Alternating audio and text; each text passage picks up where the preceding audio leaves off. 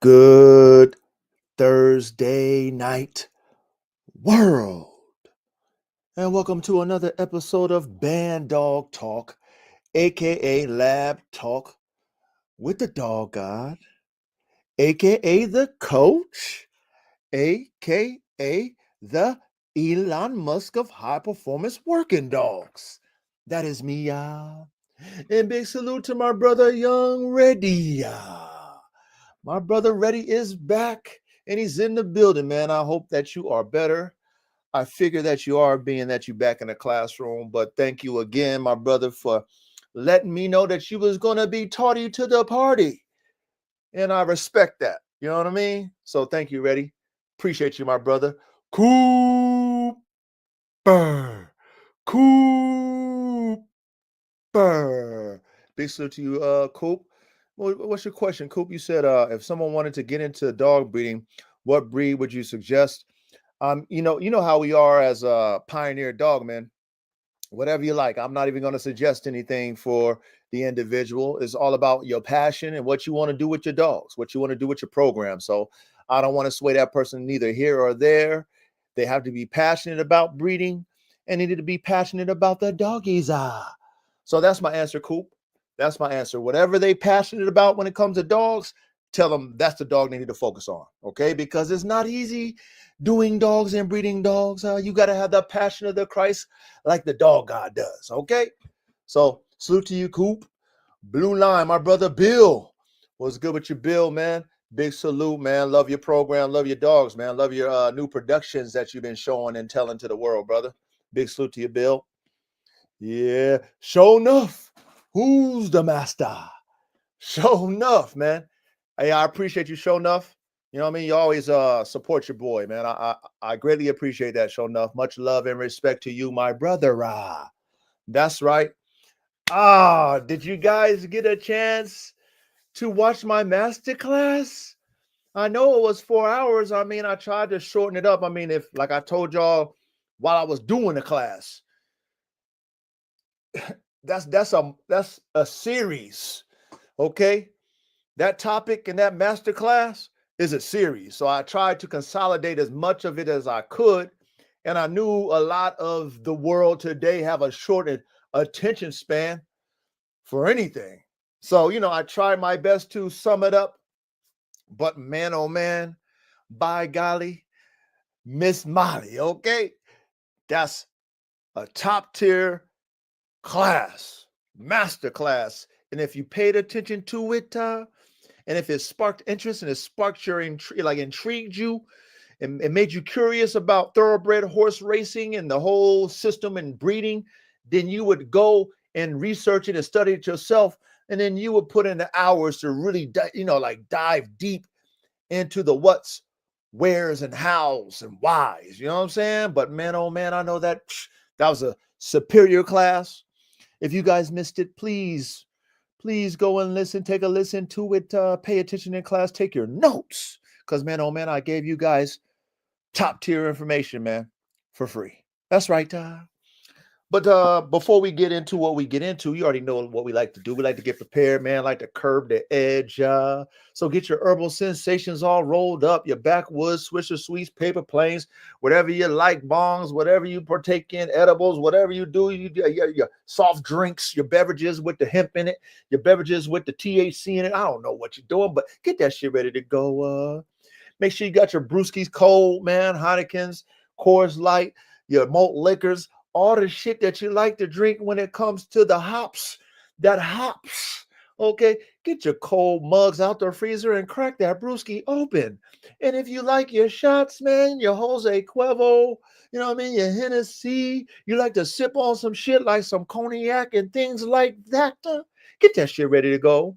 And if you like to coach and you like to keep things simple because life is as hard as it is, and it's super hard, I like to do the KISS method when I can apply it, which is keep it simple, stupid. I got my vodka lemonade.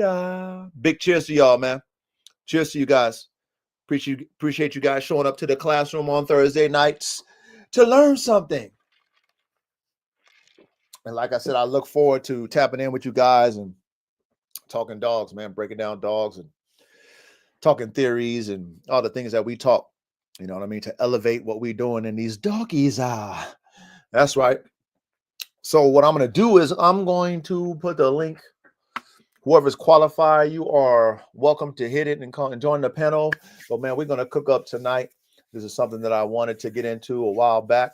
But yeah, we're going to dig deep into my lab notes. You know what I mean? My my damn near, I mean, between the AK47 Chopper times CoCo Malinois, which we're going to be talking about tonight, or the AK47 Chopper times, Snow White Kangol. Those have been my two most talked about, highly anticipated breedings that I've done so far, and I've had others in the past. So this is not my first time experiencing a high level of anticipation when it comes to my creations.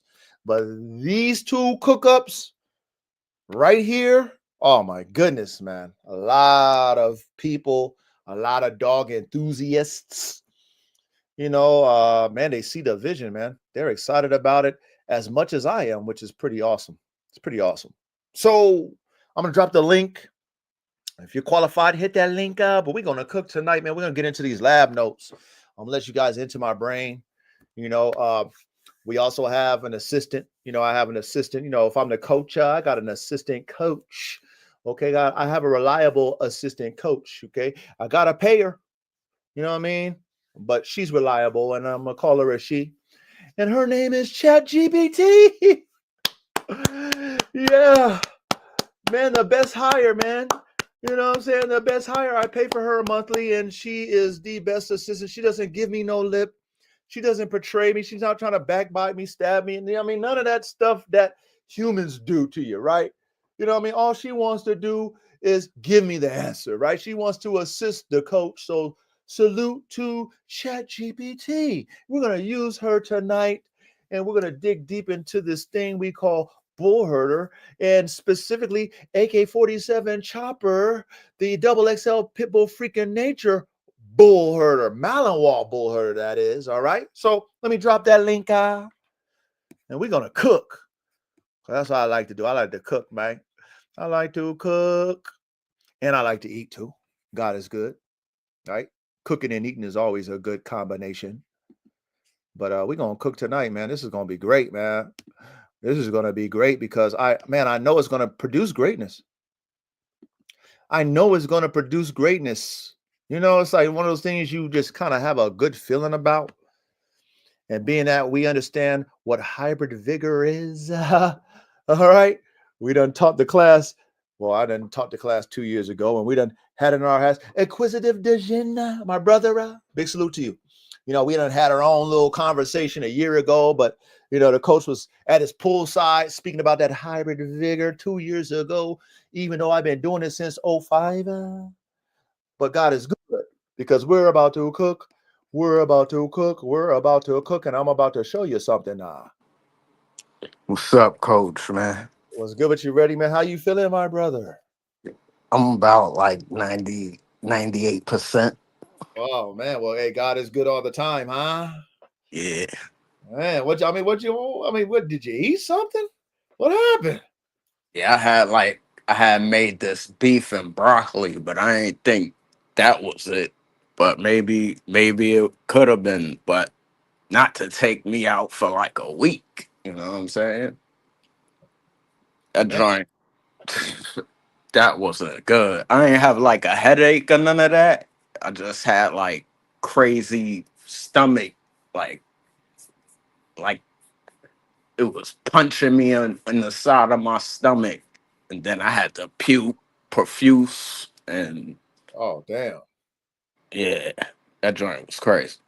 Yeah, I knew you was down and out, man. When you had to pretty much give me the heads up, like, Coach, I ain't probably not gonna be there for the for the classroom. So Yeah, let me give you a heads up. But I appreciate that because I mean, you didn't even have to do that, but that just shows what type of man you are. Just you've been very consistent for all of us facts. in the classroom. You know what I mean? So the fact that you even thought about us was top you and your character and your example as a man and stuff like that, and as a brother on this live that we got in this classroom. And that's why I made sure I told the brothers, you know what I'm saying?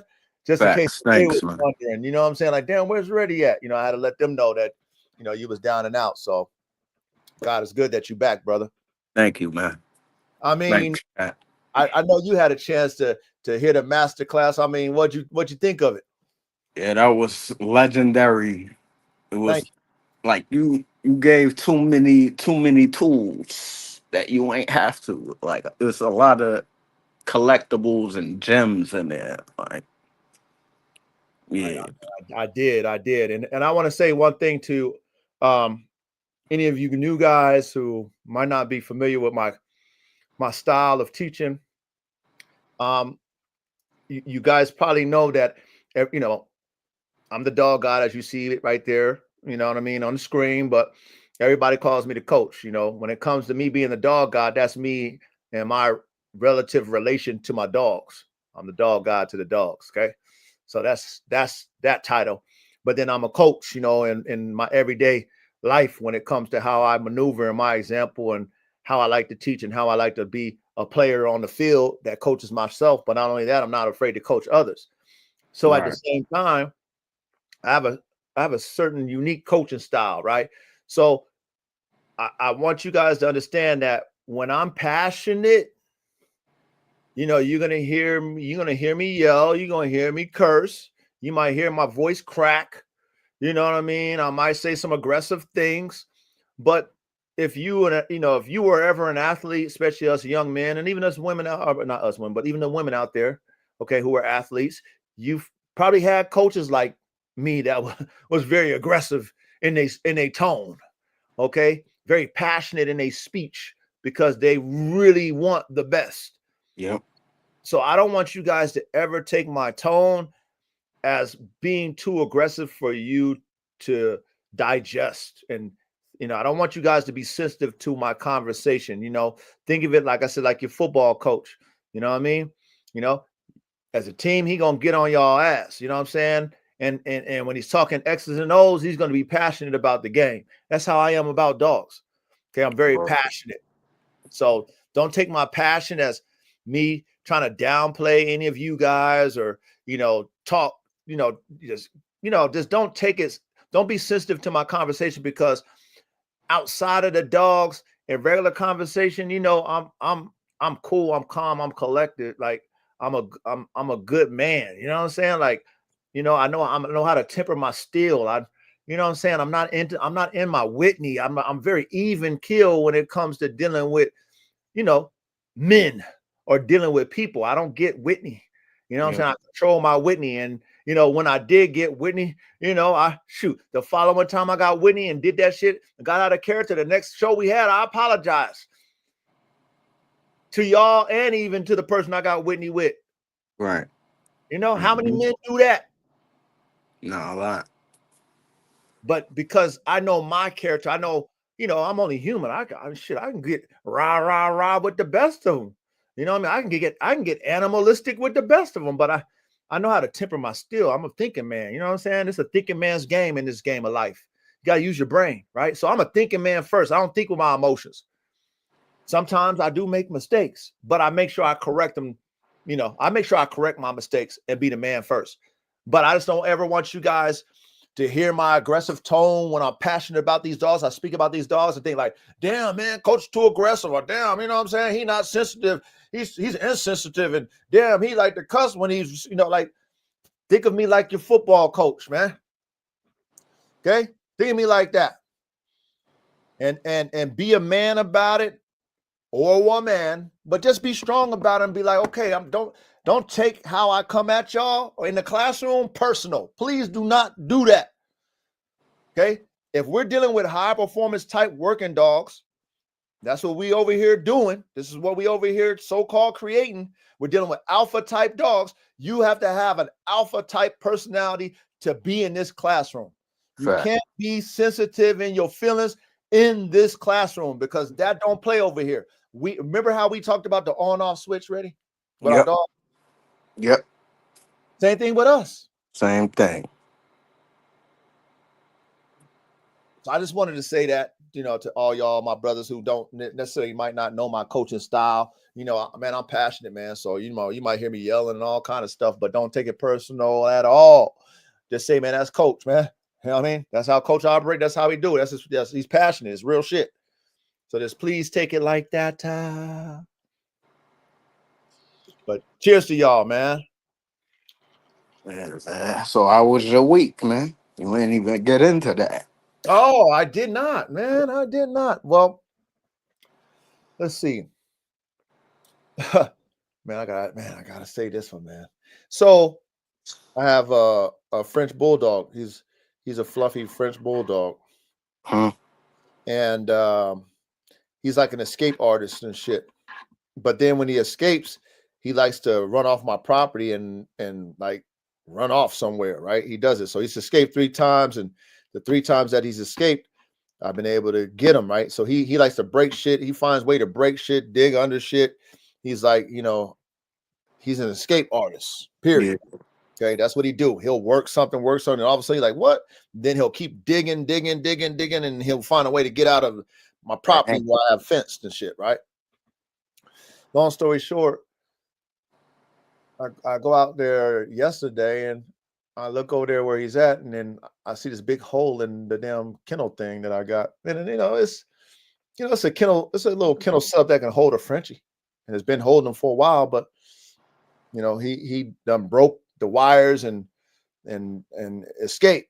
So I go look around my neighborhood, and what I mean, like I said, I live on, and I got an estate, and people got land and shit. So I'm like, damn, I'm not going on people's property and stuff. So I look into places that I think I would find them, and I couldn't find them. And so, I told my wife, I was like, well, his name is Jigga. I said, Jigga done escape.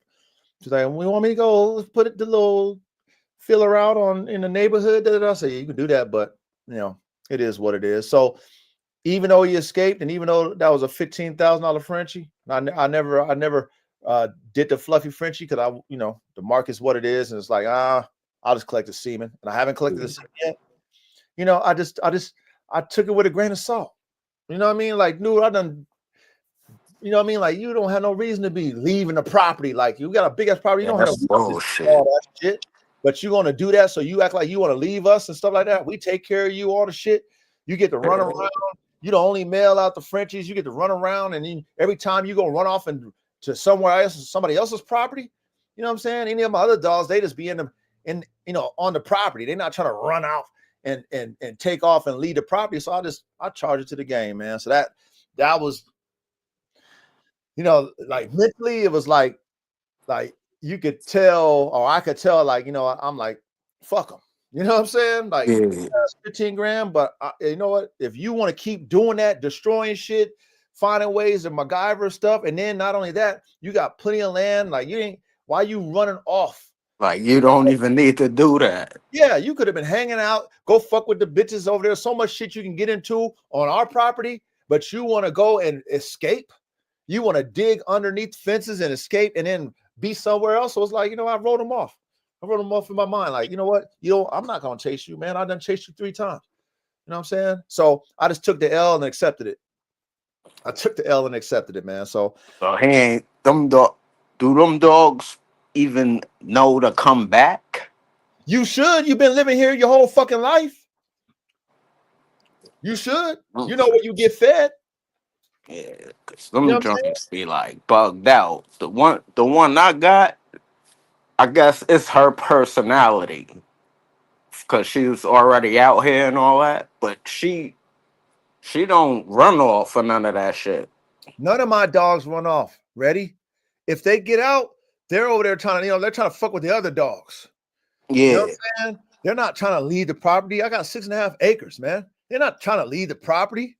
They're like, okay, who I want to fuck with. That's what they doing. They're not trying to leave the property. They got plenty of land, and they got plenty of shit that like, oh, I want to go fuck with this one, or oh, I want to fuck with this one. This motherfucker deliberately tries to escape and leave the property. So it's like, you want to leave and run away? Run away. Yeah, you know that's you, man. Run away. Yeah, $15,000 loss. You know what I'm saying? But run away. I'm cool. You know what I mean? Like, I done chased your ass 3 times, done barricaded you so many times. You want to be MacGyver? It is what it is. So my spirit was accepting where before it wasn't. I was mad, upset, home in the neighborhood, you know, have my wife getting on Facebook, all the shit. I'm like, man, you know, I just accepted it. Like, fuck them. I'm not, nah, dude, whatever. You come back, you come back. If you don't, it is what it is. I'll take the L. Yeah. You know what I'm saying? You don't want to be here. It is what it is. So that right there happened, and like mentally, you know, I'm not surprised how I'm feeling. I'm not surprised. It's just, I'm like, you know what? I'm done with them. Fuck them. You know what I'm saying? That's not my priority anyway. Them Frenchies is not my priority at all. You know. So that's my week. All the other dogs doing well. You know, my Formula One Bulldogs is growing nicely. Everybody's doing good. Everybody's doing fantastic as far as the dogs go. So solid week, man. Solid week. Yeah, super duper solid week so far. So I'm grateful. Can't complain. Can't complain. Well, let's do something here, man. Let's put the topic on the ticker, man. And I want to show you guys something. My assistant coach, ChatGPT, Abla Bang Bang, what's good with you, brother? Blah. My God. Let me put it on the ticker, man. So, okay, so we're going to get into the lab notes. Okay, tonight we're going to break down the lab notes. This is something that hopefully will give you guys, you know, an example of how to construct your lab notes, and then what to see, and then how to proceed forward in producing what's on your lab notes. So we did that with AK and Snow White the Kangol, you know, the XXL Bullherder. We did that. That was a great show. Yeah, that was nice. And now we're going to do it with AK47 and CoCo, the Belgian Malinois from Kosovo. We're going to do that tonight. And we're going to use ChatGPT on this one. Okay, so tonight's topic is lab notes. XXL Pitbull, Freak of Nature, AK47 Chopper, aka the Bone Crusher, times Belgian Malinois Bullherder, right? CoCo cook up complete breakdown. Okay, we're gonna do a complete breakdown of this cook up, and we're gonna use my assistant coach, ChatGPT. All right.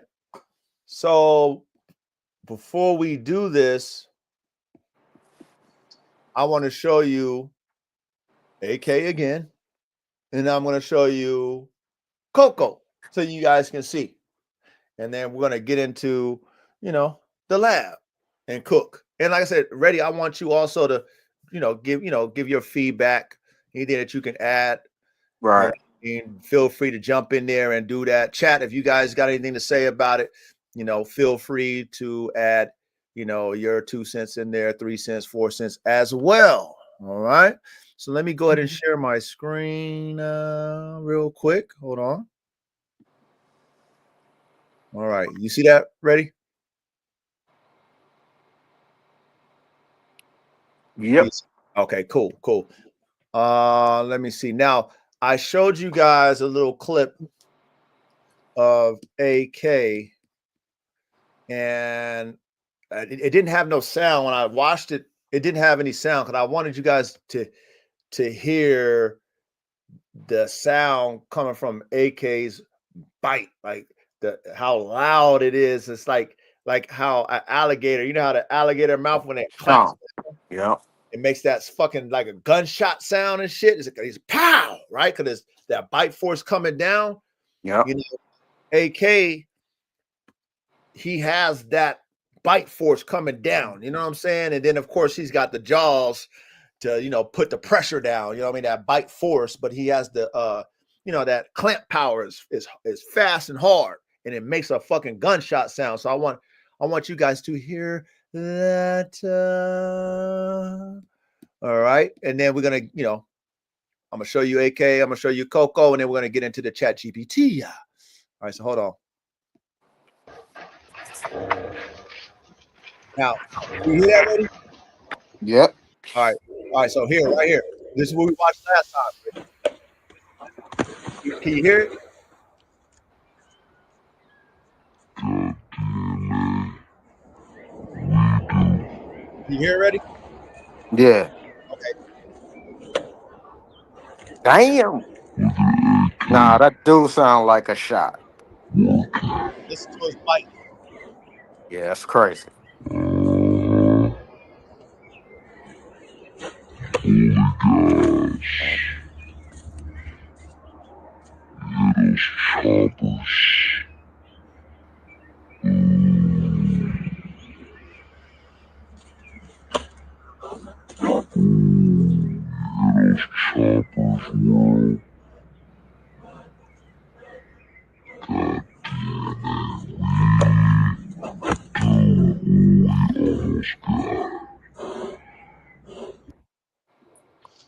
Oh, so let me get out of this real quick. Hold on.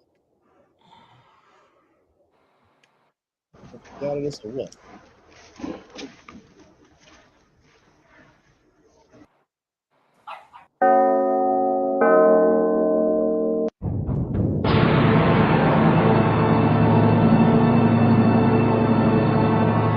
All right, cool. Cool. Hold on.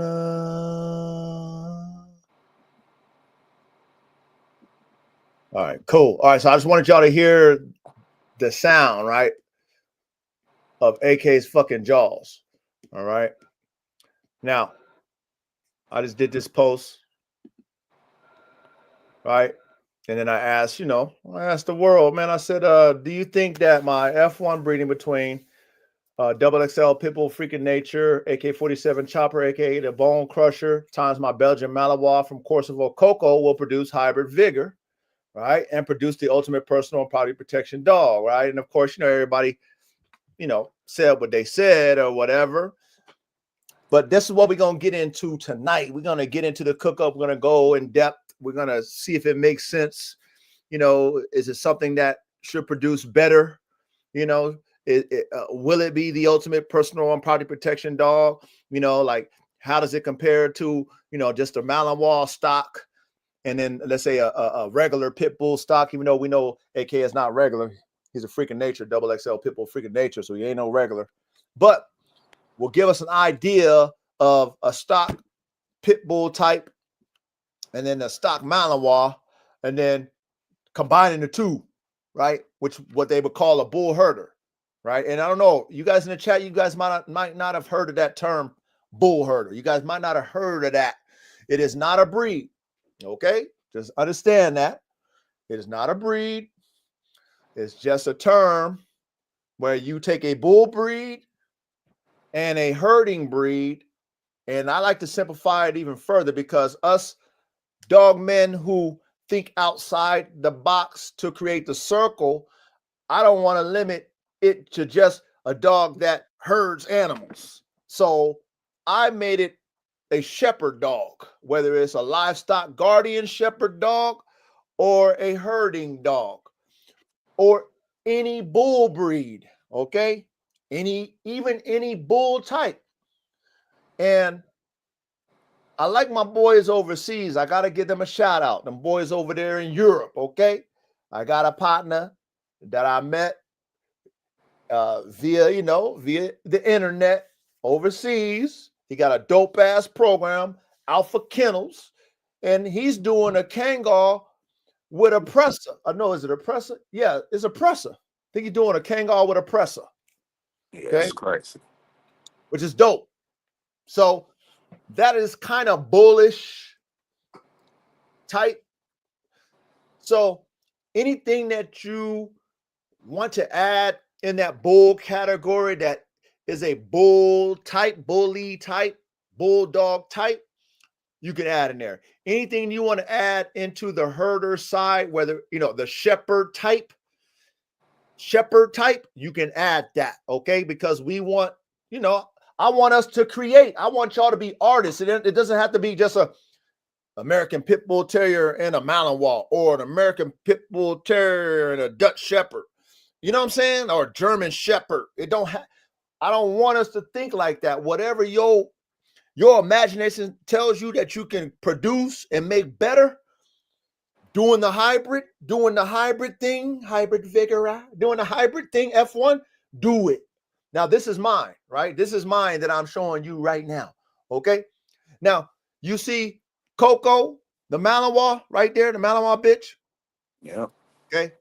Now, I was blessed enough to get her from my nephew. Okay. Told y'all this story. If y'all know me, I already told y'all that story. Okay. My nephew look up to me. I'm his mentor. He saw what I was doing. He was loving what I was doing, getting all these different dogs, and I wanted to make my own dogs.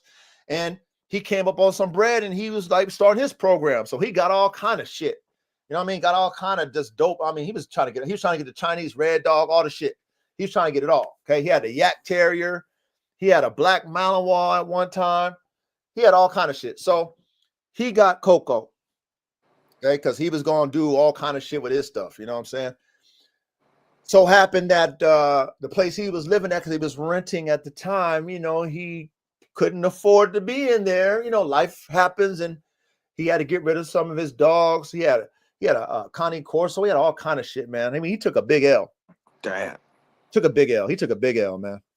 But he was like, I want you to take CoCo. You know what I'm saying? My Malinois. Need you to take her.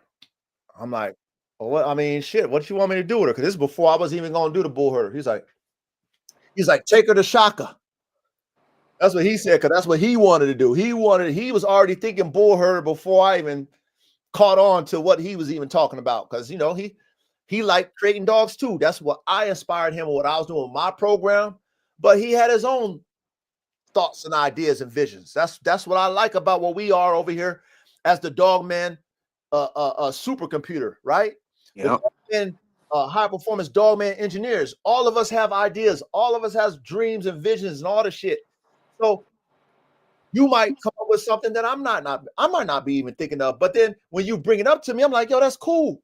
Like, damn, I didn't even think about that. Because like I said, you show me dogs all the time, bro. I tell you this shit all the time, right? You show me dogs all the time I never heard of. That's dope. Yeah, that dog that I showed you the other day, that Kelpie.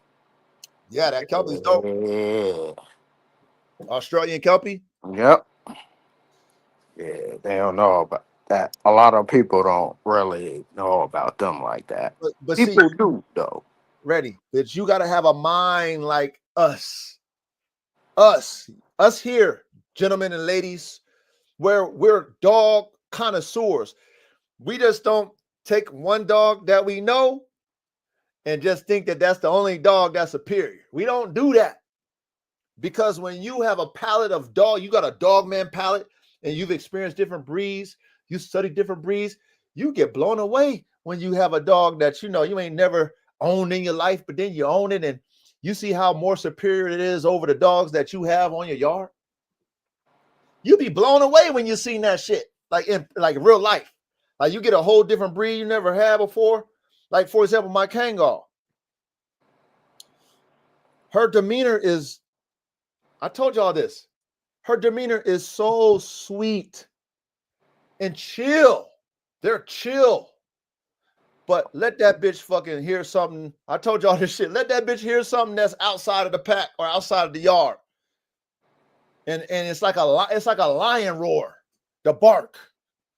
The bark is vicious, loud, and she's serious about it. She ain't playing. She's not playing. She's serious. And for what I know about the Kangal, what we read, I haven't tested it. I've never put her, had a yard accident where she had to chump up one of the dogs on my yard. I don't let her run around the property loose so that she can go ahead and chump up the neighbors, whatever. I don't let them do that on my property. I can't. You know what I mean? I can't let that happen. But from what I read with that bite force, and then what I see from them dogs that's out there really working in those fields, you know what I mean? Dealing with them wolves and hyenas and all kind of shit, bears. Man, bruh, I would hate to see my Kangal put her mouth on any of my dogs. Facts. Any of my dogs. Because I see how serious she is. I see her intent when it comes to protecting her pride or her flock. if you want to call, because that's what they do. But they protect the flock of sheep, whatever, cows, whatever you want to use them for. They really do that. But their intent is serious. You know what I'm saying? They're very intentional. So I get my Malinois for my nephew, and took her some time to adjust to the yard. And I don't know if you heard this before already in chat. They say that Mals are very sensitive. They're sensitive. And I had to see that for myself, and they're not sensitive where you can't put pressure on them, but they're so aware, like they're so alert that if you are too much on them in their mind, they're kind of like thinking like, why? They think to you like, why are you doing that? Yeah.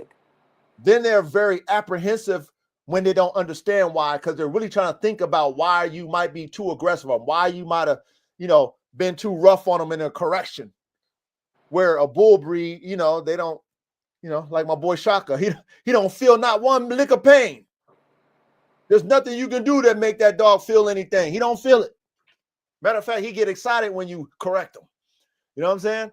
Where the Malinois, like, they really using their brain and shit. So me learning that about her was interesting. But then another interesting thing that I learned about the Malinois is that because she was young and I got a pack of all kind of different dogs, band dogs, bulldogs, pit bulls, you know what I mean? I got all kind of shit on the yard, right? Kangals, all kind of shit, right?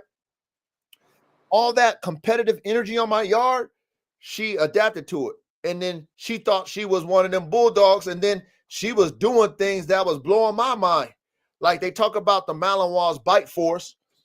And, that's probably the reason why they use them as police dogs, because they're not going to do that much damage on a perp. You know what I'm saying? Like as if they had a Kangal or a pit bull or something. You know what I mean? Like another dog with a heavier bite force biting a human. That's a major lawsuit if they do some serious damage. So I was already thinking that they didn't have a high level of bite force, the Mal. But what I noticed with CoCo is that, I got these fucking nylon bones ready. Chat, I got this nylon bone. I got all kind of different type of bones and stuff. And this motherfucking dog, man, she destroyed them.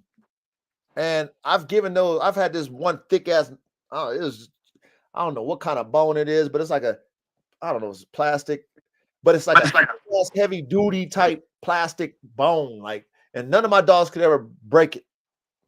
AK won't fuck with it because it ain't real. See, he like the real bone. He ain't want to bite that shit. But she, because of all the energy, she was so, and then they get so, like, they get anxiety too. Malinois, they get anxiety. Like if they can't get at something, they act manic.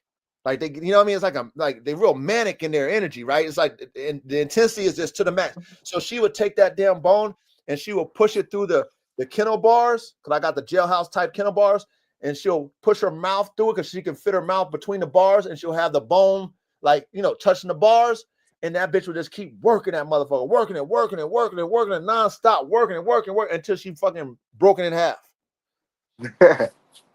That's it. But what I notice is that they're very smart. Smart. Yeah. They're very intuitive. They are sensitive. They really want to know. But depending on how you condition your dog, we talked about that too, developing the mental state. Because I had her around the fucking jungle, all the lions and tigers and bears going crazy. She's seen the animal house, the animalistic behavior. She done seen, she sees that and she wants to compete because they're very anxious. They want to hear like, oh shit, what? So then now she want to show them that she can do it. So she jumping like crazy. She's seeing them jump, so she know how to jump. She over there trying to tear shit up. So that shit was pretty interesting about her. You know what I'm saying? That I really, really like, okay, well, damn it, man. They say your bite force ain't really, it's okay, but damn, I ain't had not one dog break that shit. But you did. There's not, nothing. But you know what? Think about how anything that you work out gets stronger, right? Yep. So her being so manic and like Like she got to get at it, but she can't. She was so determined that she was just saying, you know what? If I can't get at you and bite you, I'm going to bite this damn nylon bone until it breaks. And she just did that shit over and over and over and over and over. It probably took her a Like week. an exercise. Yeah, like Reps. exercise. It's reps. She got the reps. So now I'm like paying attention in class. You know, I'm doing my notes on the Malinois, right? Because this is my first Malinois. Shout out to my nephew. So now it's like, okay, but now I got the Mal, I got the Kangol. Okay, I got, you know, shit. I got AK. We already know that boy's prepotent. We already know that boy's a super producer like Dr. Dre. All the shit. He's a freaking nature. All the shit. I'm like, but damn it, man. You know what I mean? Them boys over there overseas, they doing them herders. And, you know, we know this too, Reddy. And y'all probably know this chat. The Bullherders ain't nothing new. They've been doing this shit. You know, they was throwing that Pitbull in they regular purebred Malinois to give it an edge. They was doing that shit long time ago without telling people that they were doing it. You know what I'm saying? So the hybrid version of them is becoming, I would say, more popular now, but they've been doing this shit overseas many moons ago. They've been doing it. Okay. They've been doing it. So because I have AK, okay, the XXL Pitbull freaking nature, because I have AK, I'm like, well, fuck, man, shit. What if I take the Super Freak and make my own Bullherder out of it? Not only do I have a Kangol, which we already broke down, now, thanks to my nephew, I got a fucking top tier Mal from Kosovo. Top tier Mal. Let me see. Let me just go and let's hit the search button, shall we? Let me see if I can find something here real quick. Bear with me, y'all.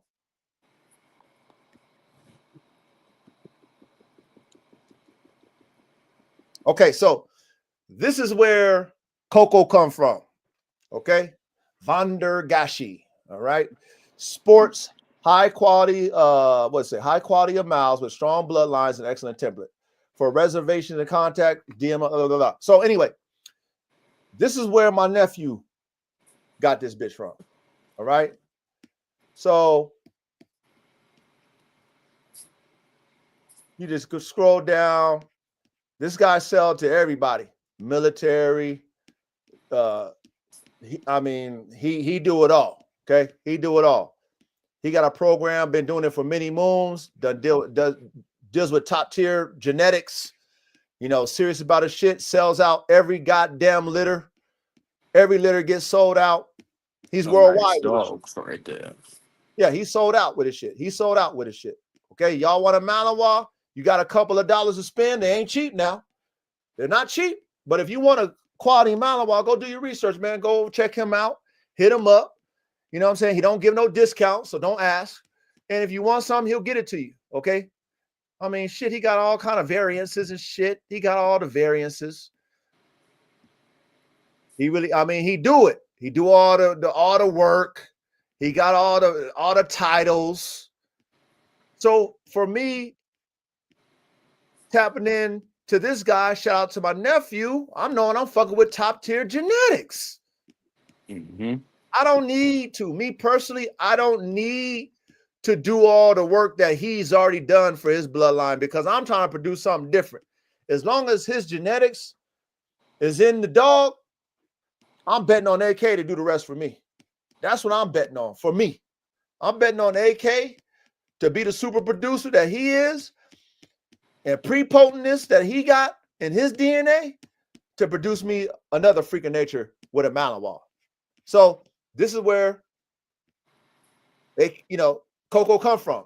So when I say got DNA, I do. Shout out to my nephew. He take after his uncle. He went overseas and got his shit, spent top tier dollars, and he's like, Uncle, I can't hold the dog, Uncle. I need you to take her. All right, I'll take her. Nephew, I got her. So that's how I was blessed. Well, my nephew knew what he was doing because he followed his uncle. That's what I do. I buy top tier shit. So did he. So that's where CoCo come from. Y'all want to do your research, go down the rabbit hole yourself. Go check them out, okay? Overseas Kosovo. Go get you one if you want one. Nice Malinois, but they're not cheap. All right? And we already went through AKs. I ain't got to show you. But again, if y'all want to know where AK come from, some of y'all knew. Oh, also, I want to give a shout out to my new subscribers. I got 10 more new subscribers. All right. Yeah, man. So I'm thankful for that, man. That's a 40 piece, man. So thank you guys, all my new subscribers. I appreciate you guys subscribing. Thank you very much. If you want to know where AK comes from, AK is from the UK. Okay, he's from overseas. That's why nobody got him but the coach. Okay, nobody got him from the coach. And this is where AK comes from. Okay, that's AK's fucking daddy, legendary gunner. Okay, let me show you AK's mama, so y'all can know where AK come from. We already did this before, but some of y'all might be new. And we talking about that's AK's daddy again. You know, AK's daddy again. Stupid Drive. Okay. These boys over here, Lions Lair, they're really serious about their shit. Spent top tier money for all their shit. And they got a great vision. And they were top tier in their program. Okay. I don't think they do bullies anymore because it's illegal now. They don't do big pit bulls anymore because it's illegal. So they're out of these type of dogs. They don't even do these dogs anymore. But if you want to know, okay, that's AK's mama and that's AK's mama's sister. Okay, top tier genetics, man. That's why AK is a freak. Okay, hybrid vigor produce AK. Hybrid vigor produce AK. Okay, two different families of dogs produce AK, the freak of nature, non-related. Okay, AK's daddy, serious. AK's daddy is serious. He ain't regular. That's not a regular dog, man. Nigga, serious. Okay, so I just want to just show y'all that didn't catch the other episodes that, you know, this is where AK come from. That's AK's mama. Okay, so we already went there. So let's go ahead and let's go to ChatGPT. Okay, let me change my screen here real quick. Bear with me, man. Bear with me. A Bando, what's good with ya? Salute, Bando. No. Yeah. All right, let me go ahead and do this here. We're going to pull up my assistant, and we're going to dig deep into this here, man.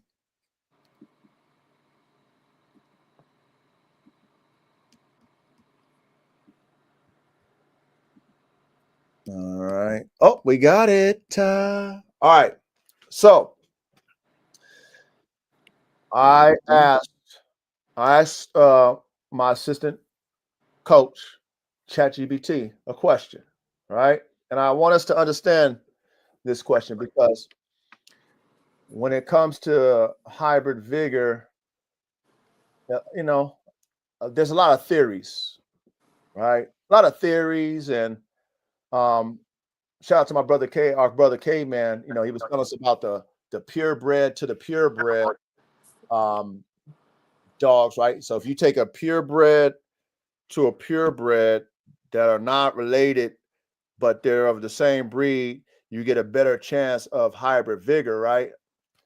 So, and then I had another one of our brothers, our brother Chris, he was mentioning that as well, right? So, yeah, I already went. See, one thing about me, you guys and gals, is like I'm serious about the classroom. So I studies this shit. Not only do I study it, I do it.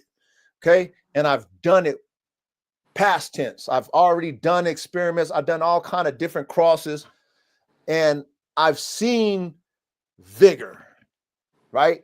And I've seen hybrid vigor, right? The maximum level of it, because I've bred band dogs. Okay. There's not too many people is creating their own dogs and crossing different breeds. Only those of us who do that, a true hybrid understands the strongest level of hybrid vigor. Okay.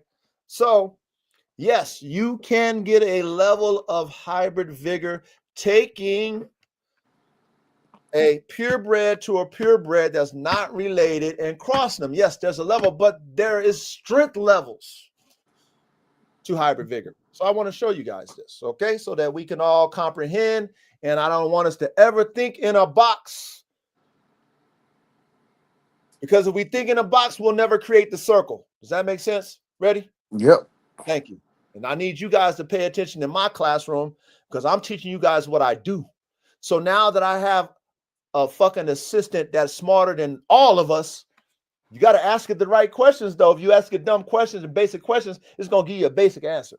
But if you really go in depth, ChatGPT is going to do the research for you. You know what I'm saying? It's like having an assistant go do all your research and bring all back the facts and you break it down. So we're going to break down the facts that ChatGPT brought to me because I want to know, okay, which one is going to give me the maximum amount of vigor. And the reason why we want maximum hybrid vigor is because we're producing high performance working dogs or high performance competition dogs. Does that make sense, Reddy? Yes. Chat, I know that makes sense to y'all. Please, I know y'all in the class listening. Y'all better be listening. If we want to maximize our dog's performance, we need the strongest possibility of hybrid vigor. Well, how do we get the strongest? Not a mild version, but the strongest version of hybrid vigor. Well, let's talk about it. Okay, so I asked ChatGPT, I said, can a purebred dog and a 50-50 outcross dog that are non-related and of different dog breeds bred together produce hybrid vigor? I asked her that question first, okay? Now, understand it. Can a purebred dog, that means a dog that's purebred, right? Really heavily inbred, line bred, whatever you want to call it, pure, right? To a 50-50 outcross. Now, I'm doing this because I want to show the relations because we're talking about XXL Pitbull, AK47 Chopper, times the Malinois CoCo, right? We're talking about that now. That is a purebred dog, okay? That is going to be bred to AK, which is a 50-50 outcross, okay? Non-related dogs, okay? So I wanted to put that in ChatGPT because I wanted to see if it's going to produce hybrid vigor. So I asked her that question, okay, you guys? So what did ChatGPT say? ChatGPT told me, yes, a purebred dog and a 50-50 outcross dog from two different unrelated breeds can produce hybrid vigor, heterosis, right? Because the resulting puppies will have high genetic diversity. The key where I love my fucking assistant. I love my motherfucking assistant. You hear that passion in my voice, Reddy? Yep. Hey, chat, you hear your coach with the passion? Don't be sensitive about my passion, okay? It's real because I really fucking do this shit. I do it. I've done it. I got all kind of different dogs I done bred. But that's why I'm coaching y'all because you know what? I want to motivate you guys to understand that, you know what? We can do this shit too as a collective team, as a collective unit, as a collective dogman brain, right? High performance dogman engineers. We as a collective can do this type of shit. Well, we got to think like this though. So high genetic diversity. Again, let me read that again for y'all. A purebred dog and a 50-50 outcross dog from two different unrelated breeds, which that is AK and the Malinois, right? AK and CoCo. Chat, y'all follow me. That's AK, the XXL Pitbull, freak of nature, 50-50 outcross, which in him, he's a freak because of hybrid vigor, okay? He's a freak because he is a true freak of nature, hybrid vigor. That's AK, period. .com. Nobody can tell me nothing different. If you see him in person, he'll fucking scare you. Facts. Now, purebred dog, that's CoCo. I showed you where she come from. You see all them damn dogs over there, they look like CoCo and shit. All them fucking dogs look like CoCo. So those are purebred Malinois from Kosovo, okay? We're producing heterosis doing that breeding. And the reason why we're doing it is because there's a high genetic diversity. Now let's assistant, break it down for me. Why hybrid vigor happens because of like, why is it happening? Well, let's talk about it. Hybrid vigor occurs when parents are genetically different enough that harmful recessive genes from one side are less likely to meet the same gene from the other. Okay, well, that makes sense. The offspring benefit from a broader genetic base. Well, the key word, they always highlight this shit, broader. No relation. No relation. The broader. That means if they're not related or if they're not of the same breed, you have a higher chance of hybrid vigor. Yep, no pollution.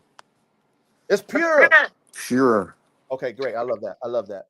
Which can mean improve average health, fertility, and vitality. Okay, your scenario. Okay, they're talking about the scenario I gave her, right? Parent. This is CoCo, 100% purebred Malinois. Okay, parent number 2. This is AK, 50% breed B, 50% breed C, an F1 cross. Now, this is an F1 cross now. Okay, F1 being that AK is from a whole different breed, the parent number 1 is from a whole different breed, right? No related ancestors in the first several generations. Puppy's genetic makeup, 50% breed A, which is the purebred, and then 25% AK's mom, 25% is AK's dad. Does that make sense, y'all? Yes. All right, good. Since breed A, breed B, breed C are all different and unrelated, the genetic distance between the parents is large. A key ingredient for hybrid vigor. Do y'all understand the class tonight? Yep. Do you guys understand why this breeding right here between AK and CoCo should give me the strongest chance to produce hybrid vigor? Oh yeah. I mean, it makes sense to me. I mean, I'm a smart motherfucker. Okay, I'm a smart dude, so I'm like, okay, well, that makes sense to me. Chat GPT, thank you very much. I thank you for breaking it, breaking it down, right? So then it does, hybrid vigor levels. Okay, shout out to this fucking classroom.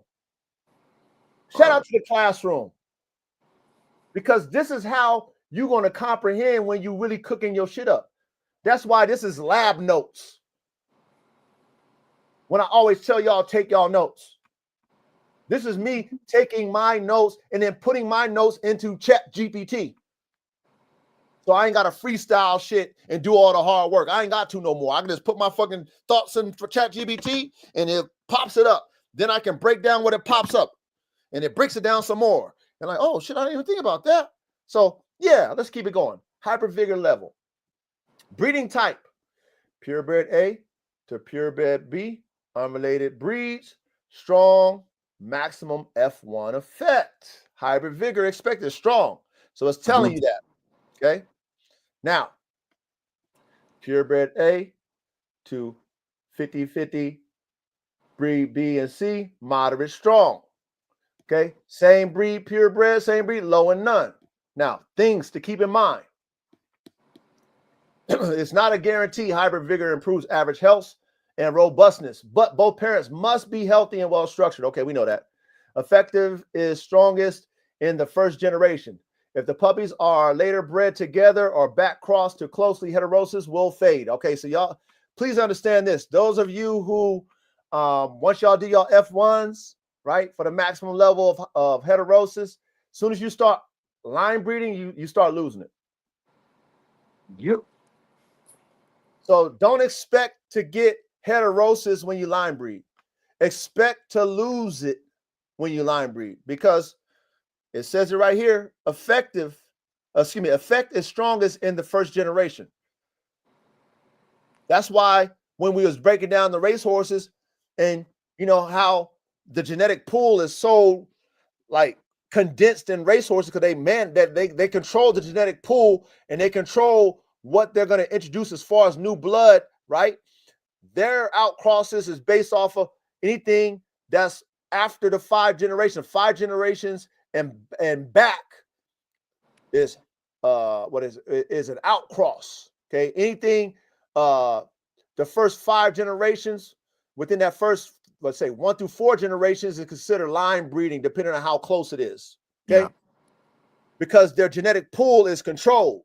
So they have to say, okay, what's going to give us the maximum level of heterosis without fully fucking up our genetic pool? You know what I'm saying? That's how they do it. But for us, we can do F1s. And we already saw how they was doing F1s when they created the thoroughbred racehorse. We saw that when they built it, when they created it. They already did that. Now they have so much, they have so many breedings of top tier horses to top tier horses, and really it's top tier producers to top tier producers. That's really what it is, right? Because you can have a top tier performance racehorse, but the racehorse that's top tier in performance is not a top tier producer. Right. Okay, we know that too, thanks to the classroom. All right. So number 3, the more genetically distanced, the stronger the effect. Okay. Outcrossing 3 breeds, A, B, and C, gives you more diversity than the 2. Does that make sense, you guys? Yep. All right. Now, yes, breeding a purebred to a 50-50 outcross of 2 other unrelated breeds will almost certainly produce noticeable hybrid vigor, because you're mixing 3 different genetic backgrounds. So the more genetic backgrounds, the more possible, the strongest level of hybrid vigor will occur, you guys and gals. Okay? Pay attention in fucking class. Okay? And this breeding between the XXL Pitbull freak of nature, who's a 50-50 outcross, non-related parents, and he's pre-potent now, okay? So he's a producer too. It's rare, like Secretariat, to be a freak, but he's not a producer. And that's normal. That's a hard thing to really come by. A dog that's a performer and a producer. And if you breed and you've bred and you've tried these breedings and you like, damn, I can't, why are the puppies not better? They're good, but why are they not their daddy? Or why are they not their mama? Well, some dogs don't have that level of production. Facts. We learned that in the classroom last week about horses. Not everybody gonna have that vigor. I mean, it's a genetic lotto. It's a genetic lottery, you guys and gals. So not everybody gonna have, like you said, that vigor. Yeah, it's not guaranteed. Not guaranteed either. It's not guaranteed to get it, produce it, and it's not guaranteed that those genetics will pass on. That's why we always say over here, as high performance working dog man engineers and dog woman engineers, we test everything from when we want it to perform and compete to when we want it to breed. Just because that dog can't perform in competition the way we want, don't mean it's not going to be a breeder, right? Facts. So we testing everything, okay, over here. But I wanted to just show you guys that my potential of producing hybrid vigor is great. Is greater because of the genetic diversity, because I'm taking 2 non-related breeds, and then AKs have come from 2 different families with different genetics. So that's 3. It's A, B, and C genetics diverse. That's going to be giving me a stronger possibility of producing hybrid vigor. So that's what I want out of my F1s. I want them to show me in my lab notes that they're going to be better. I need that to happen. And based off of what my assistant told me, my possibility is greater breeding it the way that I'm breeding it. So it makes sense why, people are now pushing more towards these hybrids versus back in the day when they wanted to cheat, because they saw that their mouths was sensitive, their Malinois was kind of sensitive and shit. They wanted to add some vigor. They wanted to add that pit bull or that bulldog in there. And they know how to do it where you would never know as a consumer. You would never know. See, if you're a top tier level breeder and you done did breedings before, you done did all kind of mixes and F1s, you know how to pick the ones that look like a Malinois. Facts.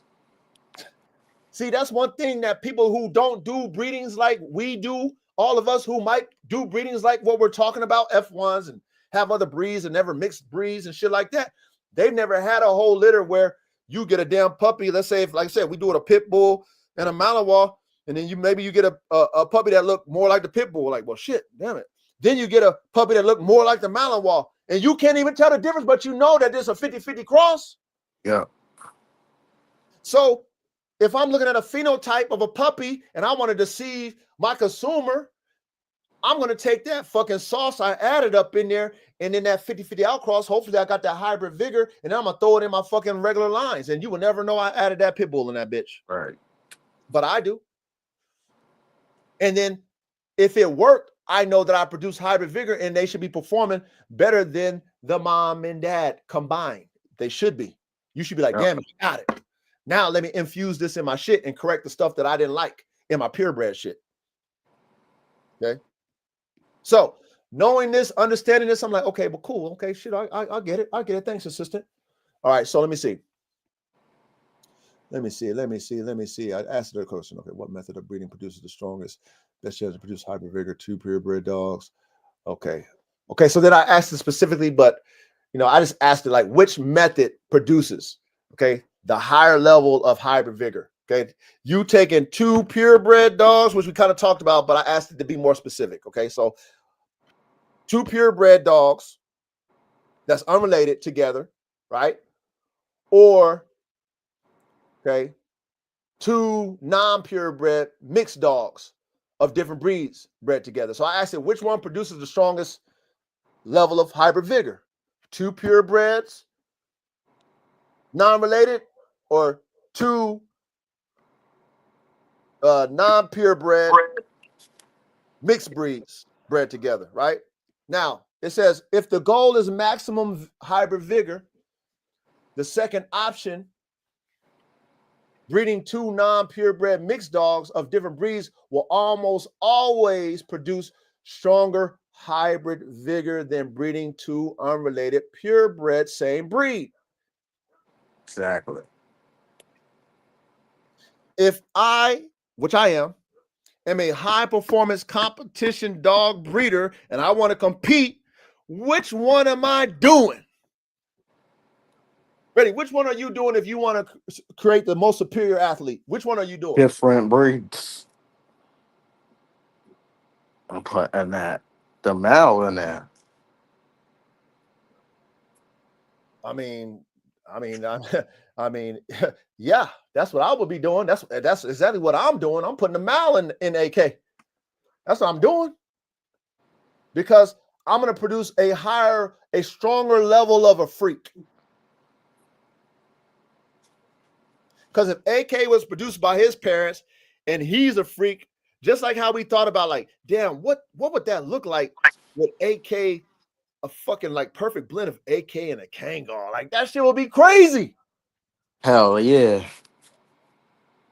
That's high But figure. it's gonna look like AK because he already showing himself. He's pretty potent. Correct.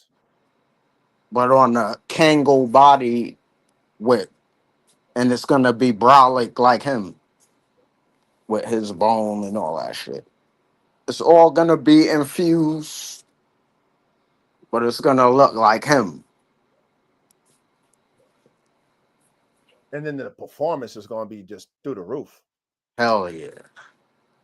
Okay. It Now, might not even be big though. You know what I mean?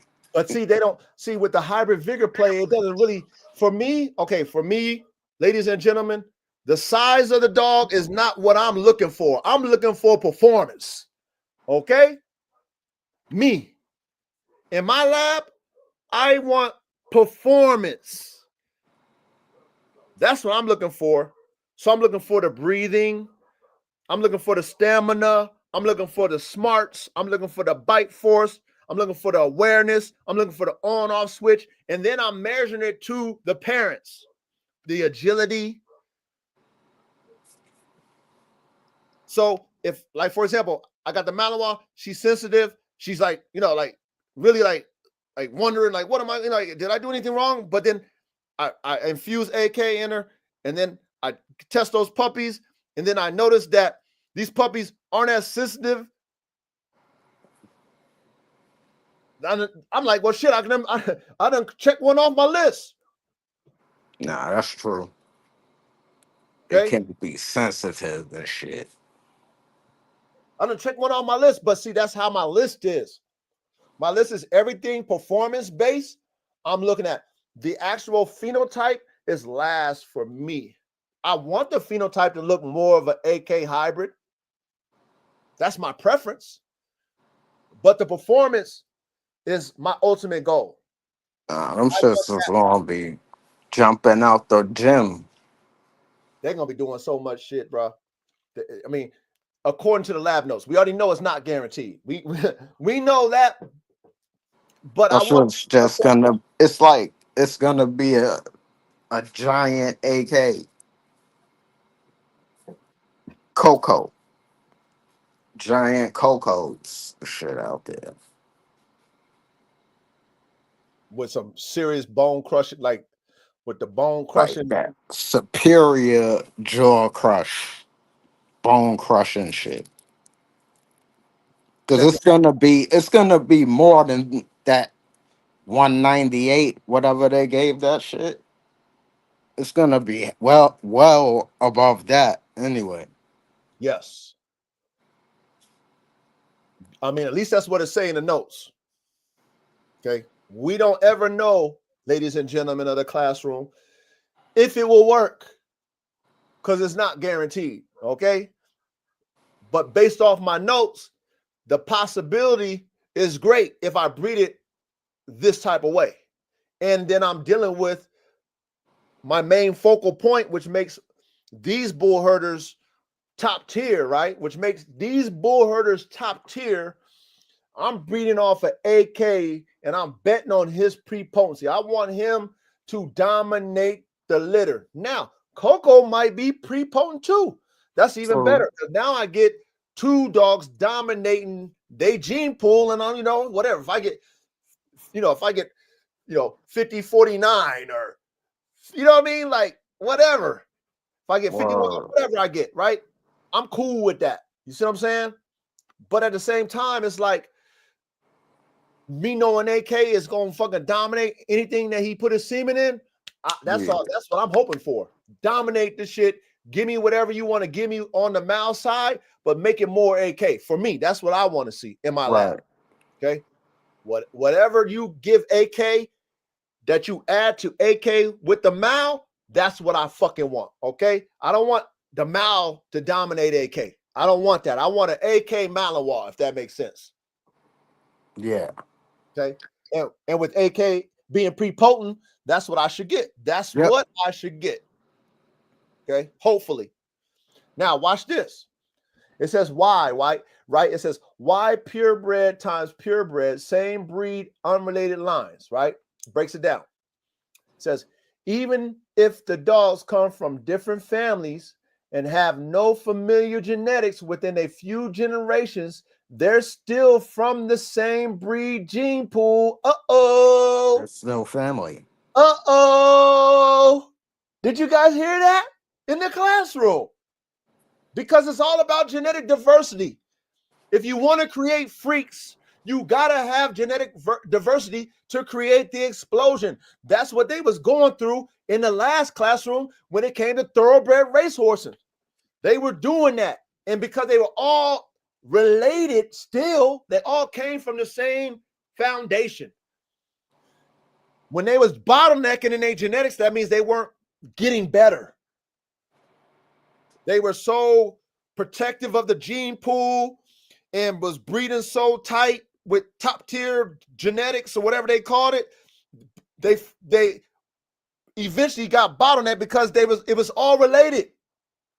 So then they had to go ahead and do something totally different. They had to do like a whole control breeding program where they can control what they're going to reintroduce into their lines to create genetic diversity. Right? When you're like, if we had a program like them, with money like them over there, as far as thoroughbred horse breeders and stuff like that, multi-billion-dollar industry, $100 million program, we can be developing our own, infusion of new blood. Right. That's what they do. They go and they know how to make them already. You see what I'm saying? They know how to make the thoroughbred. They already did it. They know the formula. So they go ahead and use that formula, and they're developing that shit to infuse back in their lines because they already know how it's going to go. They're going to get bottlenecked because they all related. They control the gene pool. And that's what this is telling us right there. Yep. It's still the same breed gene pool. It's not that much. I mean, it's diversity, but I mean, how far back? How far back? Okay, cool. Okay, we understand that, right? So it says The breed pool is already genetically narrow due to closed registries in historical line breeding. Okay, which, you know, we know why we do the line breeding. We do that to compound the genetics. We want to compound it. We want to, you know, kind of double down, triple down without inbreeding too much. We line breed, but you lose heterosis every time you do it. You're not getting vigor doing that. It's a strategy, and we learned that in our classroom too. That's how you make your genes pre-potent. You line breed pre-potent ancestors to other pre-potent ancestors that are related. That's what you do.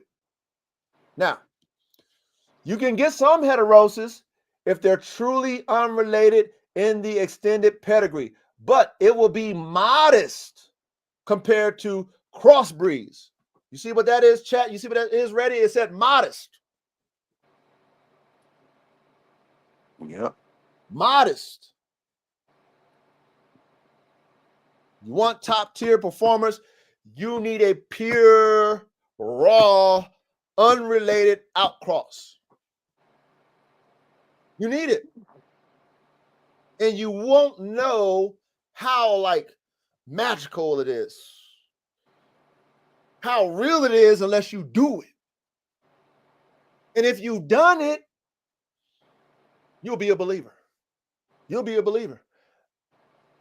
All these breeds that we love today, they're all crosses of different breeds. Imagine if those thinkers weren't thinking like they were thinking back in the day. We would never have the breeds that we love today. That's a fact. If they wasn't crossing and they wasn't bumping their head on what they call hybrid vigor. I get inspired by that. Hence the Bullherder. Hence the AK47 Chopper Malinois Bullherder. Okay? I'm inspired by creating. Right? Let's carry on, right? Now it talks about the mixed breed times mixed breed. Okay, like I said, we breaking this down so you understand how next level this fucking breeding is between AK and the Malinois. Why it's one of my most highly anticipated cookups yet. Because of the possibility, because people can see the vision of the hybrid. Because I know, based off of what I've studied, that my possibilities of getting another freak of nature is high. It's very high because I'm doing a whole different F1 breeding. AK was not an F1 breeding, but now I'm taking AK's genetics and doing an F1. I already did that with the band dogs. I already seen what I got with the band dogs. I got some top tier shit with the band dogs. With the AK47 band dogs called AK74 beta. I got some fucking quality shit with that. So I've already seen it. So now it's like, oh wow, what if I do this shit with the Malinois, and Malinois is, is a top tier working dog. I mean, shit, they use them in the military. I mean, shit. So all that's playing in my head. I know what AK is. I'm like, oh, I'm gonna get this. So now it says mixed breed to mixed breed, right? Here you're combining two dogs that already carry genetic diversity from multiple breeds. In the mixed breed, have no overlap in their breed makeup, your maximum genetic distance. This creates a broader gene pool in the pups, which is the core driver of hybrid vigor. Okay? Expected hybrid vigor, high, very high. All right? So I just wanted to show you that. We're not going to get into that. Okay? It says key points, hybrid vigor equals genetic distance. The more unrelated the parents are genetically, the stronger effect. You get that? Yep. Ready? Y'all, hopefully y'all got that, chat, okay? So when y'all be like purebred to purebred, but not related, cool. That's like AR mixed with CoCo. Correct. That is like AR mixed with CoCo.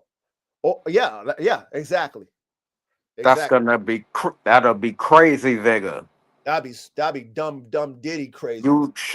You would get a freak or two. Yeah, that'd be so much genetic diversity in that one. But see, check it out. That's why AK with AR-15's sister Nina 9 produced them damn dogs he produced. Boom. With the AK-74 band dogs. Same concept. Yeah. Same concept. That's why Red Bull, which is a Neapolitan Mastiff German Boxer American Bulldog times my fucking game Pitbull fucking Holy Spirit, produced AR-15 and his sisters. That's crazy vigor. That's vigor as fuck. That's crazy vigor. Okay. So it makes sense. Ladies and gentlemen, like y'all, please, man. My brothers and sisters in the classroom, pay attention in class. That's why you get those freaks. That's why when you're in any level of competition and your competitor don't understand this, your competitor don't have access to other dogs that are top tier of different breeds, your competitor is not experimental in the lab like you, your competitor have never seen how certain dogs dominate a litter to where you visually wouldn't know that the dogs were crossed. That's how your competitor dominates you. Because you're using a genetic pool that is already established and the vigor is very light, if any, versus someone who understands how to make a freak. And then because of that genetic diversity and because of those parents' ability, the hybrid vigor equation should equate better than the parents. That's the whole objective. Yeah. And you should know that if you know your dogs and you take notes on all your dogs' genetic attributes, pluses and minuses, because you're really serious about your program, so you better have stats on all your damn dogs, and then you take your litter. If you're really serious and you got the space, you got to keep your whole litter. I mean, you got to do it. If you got the space, you know. That's key. You have to. Because you need to assess and test them all. You have to test every offspring. And then you got to breed them all. That's why we say it take a while. You got to be patient with your program. But I digress. We talked about that already. You know what I'm saying? We talked about that already. Let's keep it going. Okay. Now, let's see. Okay, so then I asked my assistant coach, said, have you ever heard of a bullherder dog? If so, explain what it is in detail, why they were created, and what's the benefit. So, you know, she gave us a picture of one. That's a pretty one. Yeah. Nice little bullherder, right? Goes, here's a look at a bullherder, a type of working dog widely discussed online, especially among working dog and protection sport communities. Okay, all right. Shit, I like that. Okay, I'm trying to get involved in that. So it says, what is a bullherder?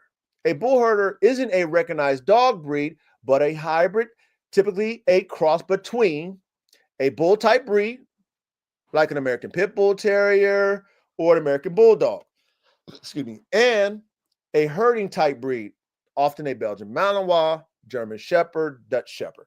Okay, This mix results in a dog combining the strength, grip, and drive of bull breeds with the agility, intelligence, and stamina of herding breeds. I mean, shit, isn't that the fucking ultimate dog right there? Hell yeah. I mean, it sounds like the ultimate dog to me. You know, it goes back to what I asked, you know, when I put that post. Should it produce the ultimate protection dog? You know, so according to, you know, ChatGPT, she broke it down and told me, you know, based off of me getting strength, grip, and drive of the bull breeds, and we know that's what you should get because that's what they have. That's the genetic, characteristics of those bull breeds with the agility, intelligence, and stamina of the herding breeds. We know that's coming from any type of herding breed. Then that hybrid should give me better. Okay, should give me heterosis. Okay, origins and purposes. Okay, these dogs were developed by breeders and trainers aiming for a capable working and protecting dog. According to enthusiasts, which that's what we are. We're enthusiasts. Okay, I consider myself an enthusiast with dogs. Okay, yeah. So it says the intention is to merge controllable aggression and bite strength from bull breeds with the athleticism and trainability of herders. Such dogs, called deep generation bull herders, are popular in bite sports circles, PSA, APPDA, due to their intensity, environmental stability, and protection instincts. All right, I like that. Word. I like that a lot. All right, so here we go. Benefits and strengths. All right, because I want to know what the benefits, what's the strengths. It goes to trait, and then it goes to contribution from the bull herder, right? So trait, grip, and power. Inherited from the bull type breeds, providing strong bite force. And then that's common sense, we know with the bull breeds, right? With the pit bull, the bulldogs, that bite is a big thing. Athleticism from herding breeds, excellent agility, speed, and endurance. All right. Trainability, herding lineage brings high intelligence and responsiveness. All right, great. Drive and grit, high working drive and tenacity, ideal for sport, protection, and working roles. All right, that sounds good. I mean, you can probably get that from both parents, but that's coming into the the bull herder combo. That's what we With the athleticism. Say it again. Same with the athleticism. I think the bull breeds got great endurance and speed. I agree too. Uh, I agree too. And of course, if you have both having that, and they're from different genetic pools, double. we double that chance to Yep. get that vigor on play. That vigor gonna come out. Hell yeah.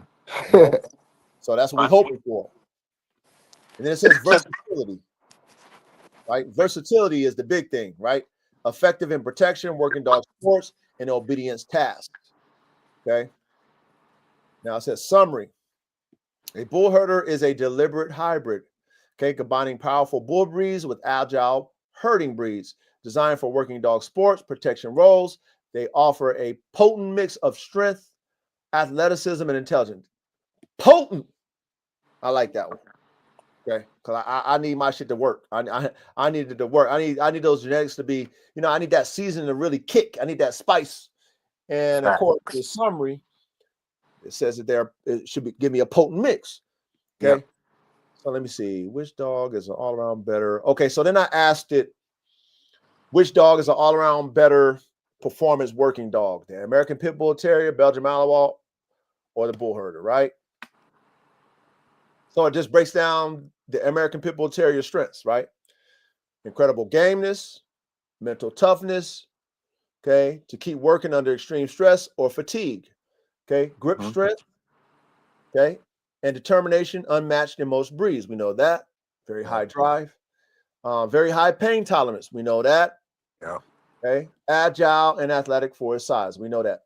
Okay, which is why we want to use the American Pit Bull Terrier. Why a lot of different mixes throw the pit bull in, especially if it's a working mix. It's going to throw the pit bull in there. Yeah. Limitations: not bred for herding or complex obedience patterns. Okay, a lot of them are one-trick ponies. It is what it is. More tenacity than fine-tuned control. Okay, which we know that. Can lack the environmental stability of herders if lines are not selected for nerve strength. All right, that makes sense. Less specialized for scent detection than herding breeds. That makes sense as well. Yeah. Okay, so it says best suited for the American Pit Bull Terrier. High drive, right? High pressure work, where grit, bite commitment, and endurance matter. Catch dogs, okay, for hog hunting, some personal protection work, okay, says some. Weight pull, spring pull. Does that make sense, you guys? Yeah. Yeah, that sums it up. You know what I mean? So good job, ChatGPT, on summing up the pit bull. says Belgian Malinois, strengths, elite trainability and work ethic. Okay. Naturally high prey drive. Okay. And handler responsiveness. Extreme agility and athleticism. Proven in police, military, detection and protection sports. Good environmental stability when bred well. Okay. Limitations. Very high energy. Okay. Which I told you what I was dealing with CoCo. Okay. And needs a lot of mental stimulation. Okay. Not forgiving to poor handling. So if you're a weak owner, don't get a Malinois. That Malinois, you think a Pitbull would check your ass. Run you rampant. You think a Pitbull would check your ass because a Malinois is super smart.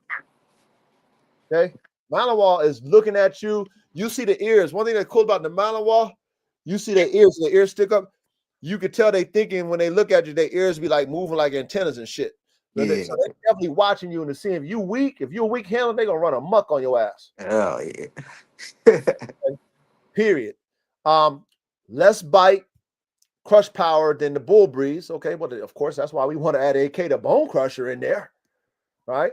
It says maybe less durable in long-term physical punishment compared to top bulldog lines, which we know they're sensitive. They're not durable as the bulldog lines. Okay. Best suited for multi-role tasks, patrol, detection, protection sports, IPO, PSA, SAR, agility, obedience, where versatility and trainability are critical. All right. So it's all about the Bullherder. Okay. Strengths, hybrid vigor. Hell yeah. If well bred though. Thank you. Well, I mean, you got to have, the Top right ingredients. Yeah. You can't have no bullshit ingredients and think you're going to get that top tier strong level of hybrid vigor. But you see, that's one of the strengths, right? Which should make it better than the parents. Yes. Okay? Potentially healthier and more robust. Bite power, from the bull breed, right? We don't know. We're going to get that from AK47 Chopper, aka the Bone Crusher. He's going to add more bite force, period. Okay, trainability, agility from the herder. Okay, so better on-off switch, more awareness is coming from CoCo. Okay, can be more environmentally stable than a pure American Pit Bull Terrier, and more powerful in grip than a pure Malinois. Yeah, we want that. Can excel in bite sports, personal protection, and some detection work. Limitations. Okay, which is with any breeding program, but I get it because we're dealing with a hybrid. Consistency depends heavily on breeding program, not a standardized breed. Okay. Some crosses may have conflict between bulldog gameness and herder sensitivity. Oh, I like that. I like that. I don't know if you guys understand what ChatGPT just told us. So you might get a bull herder that look like a Malinois, but is game like a game pit bull. Word, that's crazy. It can happen though. Or you might get a damn pit bull a bull herder that looks like a game pit bull, but is sensitive like a Malinois. Okay, conflict. Yeah. That's why you got to keep everything if you really trying to do it right. Because you got to test them, especially if you're doing. That makes sense. That makes a lot of sense. I mean, it's a hybrid. You don't know what you're going to get. Right. It's a genetic lot. It's genetic lotto. We don't know what's coming out. And then you got to develop them dogs too. You got to, that's a whole nother topic. You know what I mean? It says fewer proven multi-generational working lines compared to American Pit Bull Terriers and the Malinois. Okay, so that makes sense as well because we're dealing with F1s, F2s, F3s, depending on how far you're going with your program and stuff like that. So, we got a lot of work to still do to refine it. Yes. But at the same time, if we're looking for top tier level performers and you test everything out of that litter, you're bound to get one or two or maybe even three that got a level of hybrid vigor. You at least guaranteed one. Yeah, at least one. Yeah. But you will never know just picking puppies out and be like, okay, that's the one. You would never know until you test everything. Right. Because that's what we learn. What they do with them thoroughbreds. Okay, they test them. All right, they testing everything. When you spending millions of dollars on that goddamn horse, you testing that motherfucker. Period. So being that we're blessed to have multiple offspring in one litter, you got to test them all to know who's going to be the best performer. Period. All right, so let's see. Anything else we got here before I even go any further? All around. So. Let's see. Well, power athlete can still be trained with a bullherder if you want unmatched drive. Okay, fight. Okay. Okay, so then they were just kind of, so I asked for like a side-by-side performance comparison chart, and they were just, going over who excels in what area when it comes to performance. So it says the American Pitbull Terrier, when it says trainability, they get 3 stars, right? The Belgian Malinois get 5 stars, Bullherder get 4, which makes sense if you're combining, right? That makes sense. It got to be an even, like, pretty even. Yes. So now, So then it says bite power and grip. American Pitbull Terrier, 5-star, right? Bullherder only gets 3. We get 4.5. Excuse me, Belgian Malinois only gets 3. We get 4.5 on the Bullherder. That's dope. Okay, which is awesome. Okay. Agility and athleticism. We get 4. We get 5 with the Belgian Malinois. Okay. And then we get 4 on the Bullherder. Now, some of you dogmen who have superior athletic American Pit Bull Terriers, and I've had them in my life. I have them.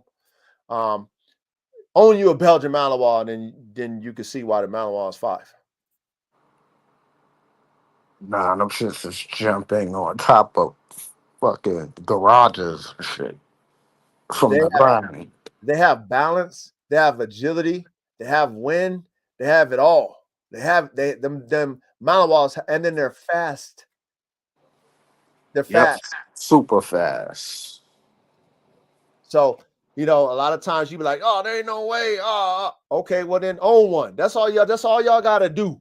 You know what I'm saying? Like, when you really want to know what dogs is superior, get you a few different superior dogs and test them. If you have the ability to get some and have some land, and you like dog, you're an enthusiast like we are over here, get you a couple of them. Don't just get one dog. Get a couple of ones that intrigue you, and then see it for yourself. You know what I mean? Like, I didn't know that the Kangal was as fast as it is. I didn't think that big ass dog would be that fast. Shit. And agile. So you be like, damn, that dog could be that big and that fast? Yes. Well, you won't know until you own one. So, okay, endurance and stamina. ChatGPT gave the American Pitbull Terrier 4.5. Okay. Belgian Malinois, they gave a 5. 5. Okay. Bullherder, they gave us a 4. Okay. Solid. That's solid. I can accept that. Yeah. Right. Scent work. 3. Belgian Malinois, 4.5. Okay. Bullherder, 4. Solid. That's solid to me. I mean, chat ready. I mean, bro, at the end of the day, that Bullherder, I see why they was doing that. I see why it's popping even more now. I see why it's more popular now. Because there's more people competing with these dogs now versus back in the day. Back in the day, they was hiding it. It was a secret. Because everything was about purebred lines this and purebred lines that. Exactly. So they was hiding it. Now it's like, shit. These cats compete with them hybrids and they whooping ass with them hybrids. So now it's like, why I ain't got to lie? When you ask me what it is, I'm going to tell you. It's a Bullherder. It's an F2 Bullherder. It's an F1 Bullherder. It's an F3 Bullherder. You feel me? It is what it is. Now, pain tolerance and gameness. Oh, shit. We need that in them Bullherders, man. We need that in that Malinois style. We already know ChatGPT gave the Pitbull a 5-star rating. Yep. We know this. Yep. And pain tolerance. We need that. Malinois, they're sensitive. 3.5. Okay. But with the Bullherder, they gave us a solid 4-piece. Boom. Another solid. Versatility. We know that the American Pitbull Terrier is mainly a one-trick pony One based trick. on Yeah. how they bred, right? They Yeah. can do other things now. Okay. There's not, there's some smart pit bulls There there. are. Yeah. So we're not going to say that all pit bulls aren't versatile. We're not going to say that because that's not true. I'd give the Pitbull another star on that. You give them a 4-piece? Oh, Yeah. nah, I can't do it, man. Because most of them is one-trick ponies based off how they bred. Too much inbreeding and line breeding, man. But not all of them, though. But we got to do the averages. Are most of them good for one thing, or are most of them good for versatility? What are pit bulls known for? I feel you. They gladiators. They So, known for the pit. yeah. They don't want them to. They don't want to be man biters. They don't want them to be. You know what I'm saying? They barely want them to jump up walls and run on. And pull weights. They barely want them to do that now. Okay, so the versatility of the dog can be there. Okay, however, that's not what they were bred to do. Okay, but the Malinois is 5-star because they look how many jobs they have. Look what they're used for. Versatility as a mother. Yeah. And so us doing the Bullherder, we getting 4 stars. So I mean, the Bullherder is, is the Bullherder is definitely hitting them on all cylinders. That's elite right there. That's an elite balanced dog right there. We getting the best of everything evenly in the Bullherder. All right. So it says analysis of the chart. It says Belgian Malinois dominate in trainability, agility, scent work, and versatility. Best all-rounder for multi-role work, police, military, SAR, sport. American Pit Bull Terrier leads in bite power, gameness, and pain tolerance. Unbeatable for tasks requiring commitment and physical dominance, but less suited for fine-tuned multitasking. Okay. Mhm. Bullherder sits in the middle, right? Which is the best of both worlds, as we want that. R. Kelly and Jay-Z, that best of both worlds. Okay. Offering more trainability and versatility than an American Pit Bull Terrier, while keeping more bite strength and grit than a Malinois. Okay. Quality depends heavily on the breeding program. So you got to have, again, top tier genetics to Go get back up a little bit to that right. chart again. I seen something there. It said varies by line. Yes, vary by bloodline. Yeah. This is Malinois. So environment stability means good nerves. Like, when you take your dogs out to different places and they act kind of skittish and shit, Right. and most pit bulls is in backyards on chains and shit. Facts. Most people with Malinois take them out and They really out. work them. Yeah. And we know that's a psychological thing when it comes to young dogs, is testing their nerves and putting them in different environments early and building them, Mm-hmm. And so having good lines help, but for the most part, it's our job to introduce our young puppies to different environments so that their nerves, we can build their nerves. Yeah. You know what I mean? But With because their Malinois, teachings. Yeah. Malinois, are bred to be out and about in different environments. Those lines, are important as well, because if you can compound that type of genetic, trait, which is nerve, then hey, you got less to worry about when it comes to Right. environmental stability. I like that. Yeah. So, we did our thing there. Let's go back. Let me change this out, and then we'll talk more in depth about AK and CoCo now. Okay. So I just wanted to break that down for y'all. Hopefully you guys understood it. I think you guys did. I mean, shit. You think they understood that? Ready? I think they understood. Y'all understood it. I hope you guys understood that. It's pretty thorough. I like that little breakdown. Yeah, it's good to be able to show, right? You know what I'm saying? It's good to be able to show everything. Let me go to my home. Let me go to my profile real quick. It's good to show everything, man, so y'all can really see what we're trying to do here. You know what I'm saying? Let me see if I can show you a little CoCo. This is like what last year with CoCo. She bigger than that now. She's starting to fill out. She's starting to fill out. So that's CoCo. Beautiful, beautiful bitch. Super smart bitch. I like that black mask, that dome piece. Yeah, me too. I love that black head. Let's see. Love that black head. It's like a uniqueness. Give her like a mystique look. Like a Shoot, hey, we might get some black a fucking black Bullherder AK. You know what I'm saying? And we might get some black Bullherders too with that shit. That's cool. That'll be cool. I'm in love with.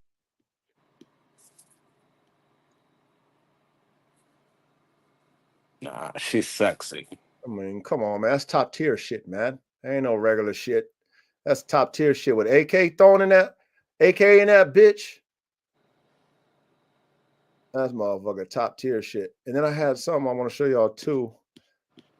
Found one. Let me go up here real quick. I found one with AK and Snow White running around in the yard. And you can kind of see them together. You see how big Snow White is compared to AK, and AK is big. But you get to see like their size comparison together. It's pretty crazy.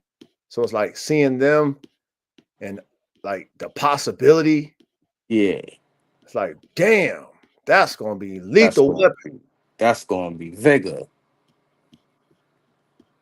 For sure. That might even be bigger than the Kangol and AK. Like they might produce something even bigger.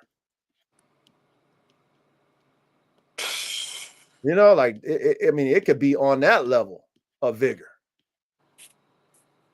Because if AK came out the way he came out with his parents, it could be on that level. Yeah, them freaks. Yeah. So look how big she is compared to AK, and AK is big, and she's bigger than that now. Yeah, that's a big ass dog, man.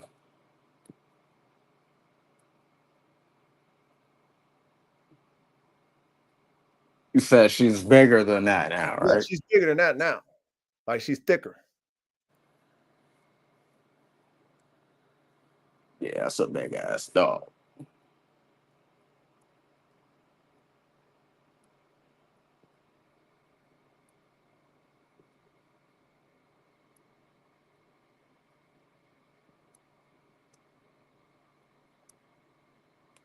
She's way bigger than him though in that picture, in this video.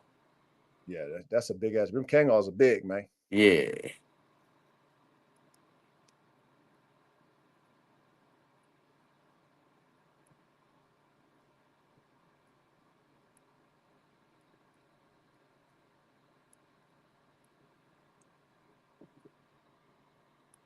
That's all he care about. Yeah, he got a bite fetish, man. That's his whole thing. He just want to bite shit. He's like, bitch, I just want to bite shit.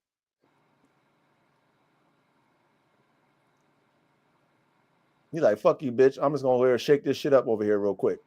You know what I mean? Yeah, that's what he do.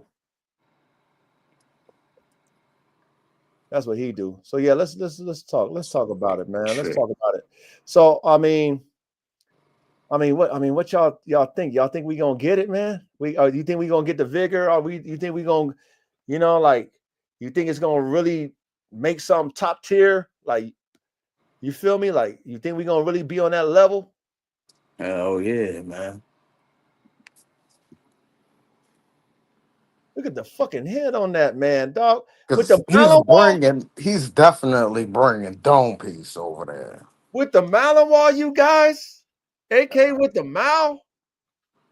That's crazy. Fucking big ass mouth, all them goddamn teeth in his mouth. That head. That's gonna be crazy vigor. And he pre-potent like a motherfucker. Come on, man. Bringing You now see the crocodiles meet the alligator. The Mal mix with him.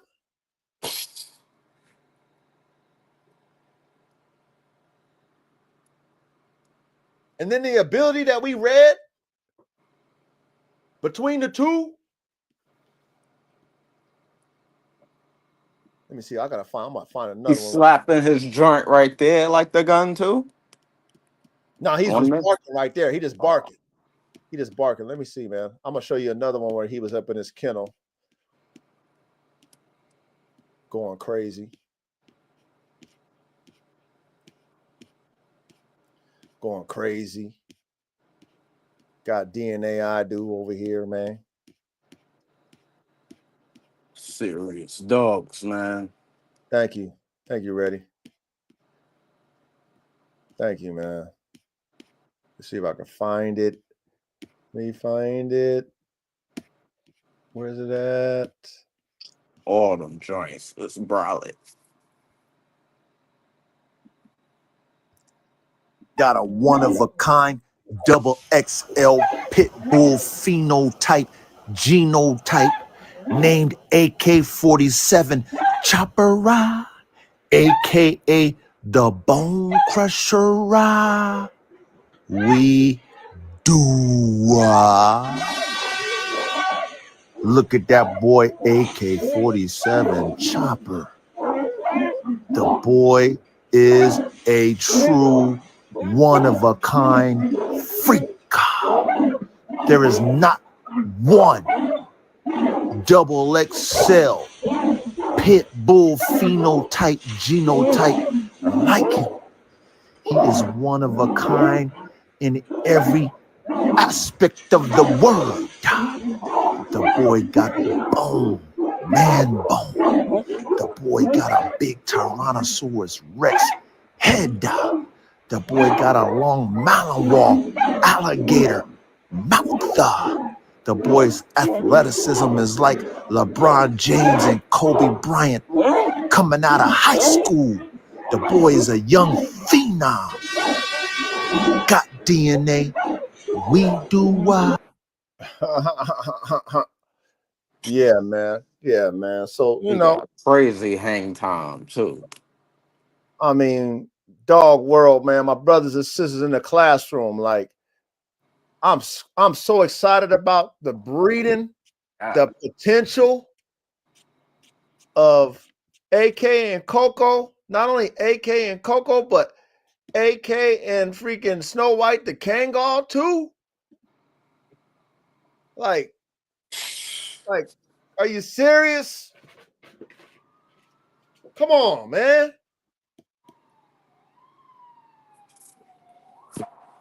Come on. Marcus Gales, big salute to your family. Oh, hey, Marcus Gales said he got the Bullherder too. He said I have a Bullherder. They're awesome. Hey, Marcus, what's up? I mean, shit. Tell us about your Bullherder, man. If you want to come on the panel, man, I'll drop the link. You know what I mean? We love it. You know what I mean? Hear what you gotta say. What's going on, Council? My brother. Yeah. Salute, man.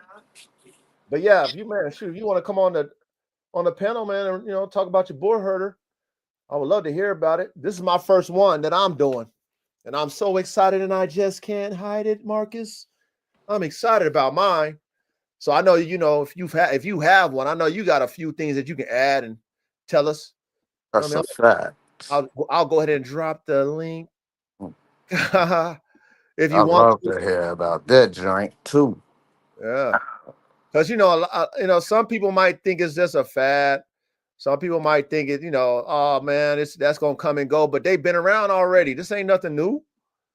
This ain't nothing new. The Bullherder.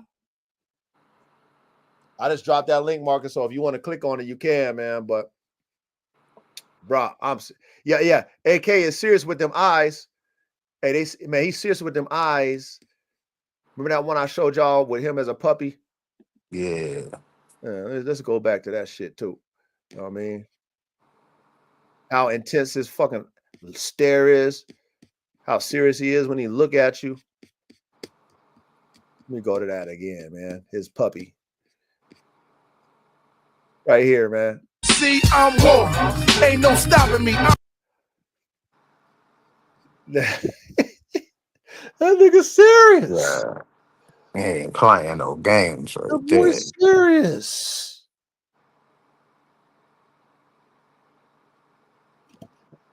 Fellas, ladies, classroom, when y'all have your dogs and you know you got one, like you got one, bros, it's not a better feeling, man. It's not a better level of accomplishment when you know that God blessed you with one of them ones. One of them once in a lifetime animals in your possession. And then you can reproduce with it. You can take what you see and put it in your other dogs. Put that chest is going to be there definitely. That chest spread. The insides of this dog is really what Fucking, makes them just a stupid, dummy, crazy fucking freak. shoulders. God damn. I can imagine how big the boy's lungs is. I can Shit. imagine how big his heart is. I already know he breathed like a damn thoroughbred horse. Hell yeah. Oh shit. I already know all that. I already know he got freaking an fucking alligator mouth. that's a fucking man right there, man. I already know he's a bone crusher. Literally. I already know he's fast like Bruce Lee.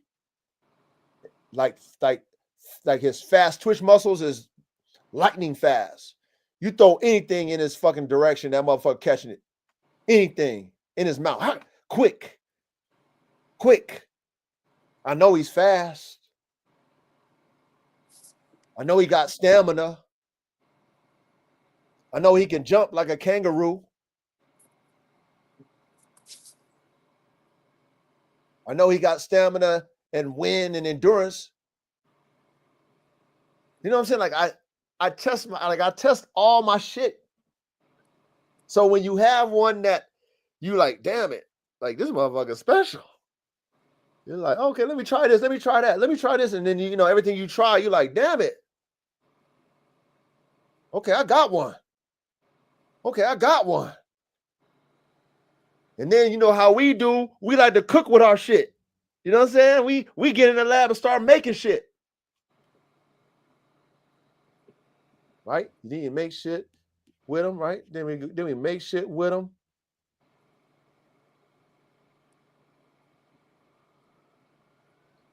And then we produce. Hey, then we make shit with the kid, and then we produce shit.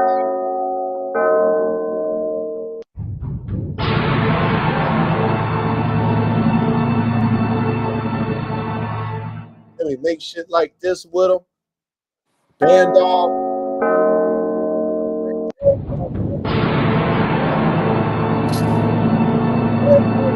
Making him again. Make a band dog with them.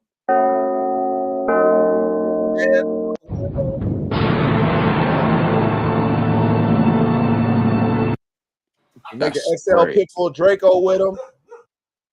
Make an XL Pitbull Draco with them. Fire. He's black. Female. Make another one. Look just like him. Female. Got his whole bone. Female. Come on, man. Got that same thing in the up in the eye. Come on, man. That's sick.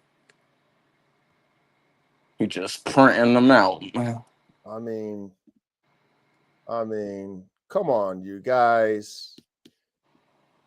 This is why I'm excited about this breeding, you guys. You know what I mean? Chopper the man stopper.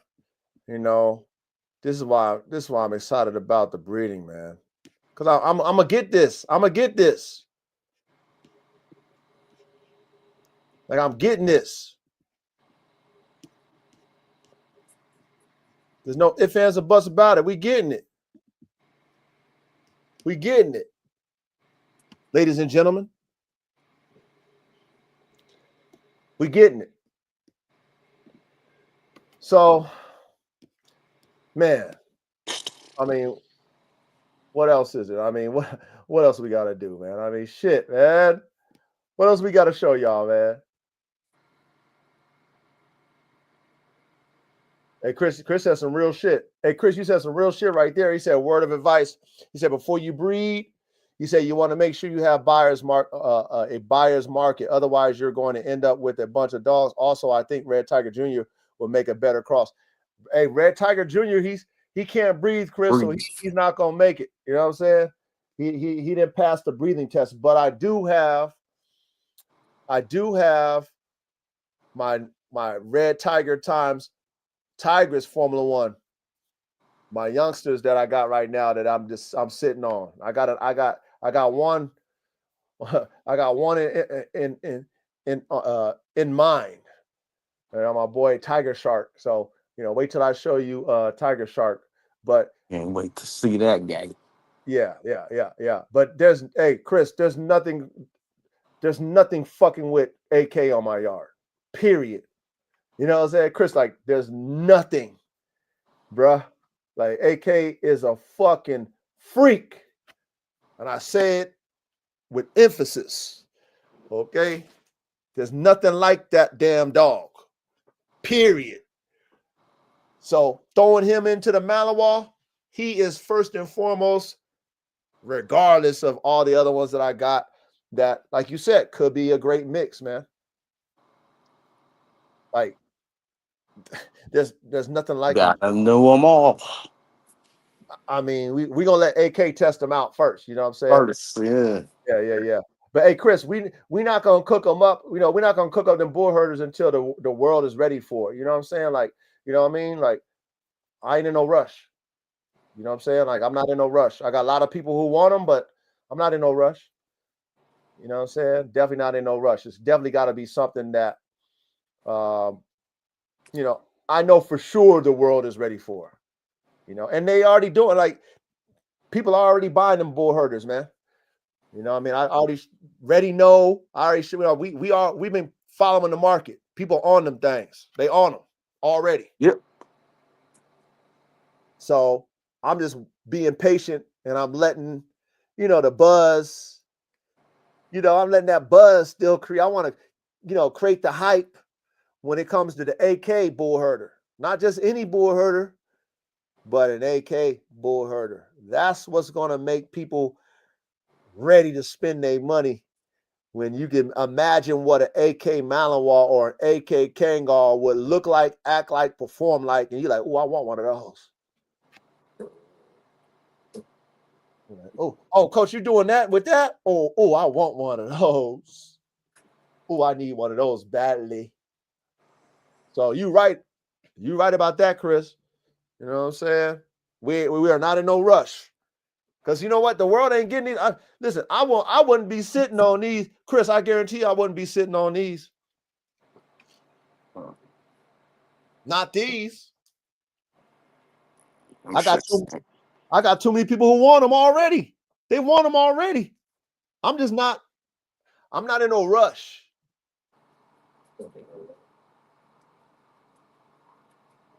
It's like I already know. I mean, I don't know, right? Because we don't know what we're gonna get. But part of me is like, if I took a coin and flipped it, heads or tails, I'll accept either one. That's how, like I'm 50-50 chance to get what I want. And that's good odds for me. Exactly. Anyone can get this dogs. Man. Yeah, yeah. Shout out to counsel. He said the same thing, Reddy. He said anyone can't get these. That's a fact. They're not regular. So a lot of like my boys out there in Europe, they got a lot of those game dogs and stuff. And you know, the game dogs are smaller. And so they taking a lot of the game dogs, the old school bloodlines that they got, and they doing their bull herders. And they got some dope ass herders and shit. So shout out to them. But they don't have AK. That's why they're excited about it. That's why they give me my props, because they see the freak. So they can see the blend between that freak and a Mao. And like, oh, I see that. Oh, shit, you got something, mate. Yeah, you got something. We ain't got one of those over here. You know what I'm saying? We got the game Pitbulls and shit. We got those, but we ain't got AK.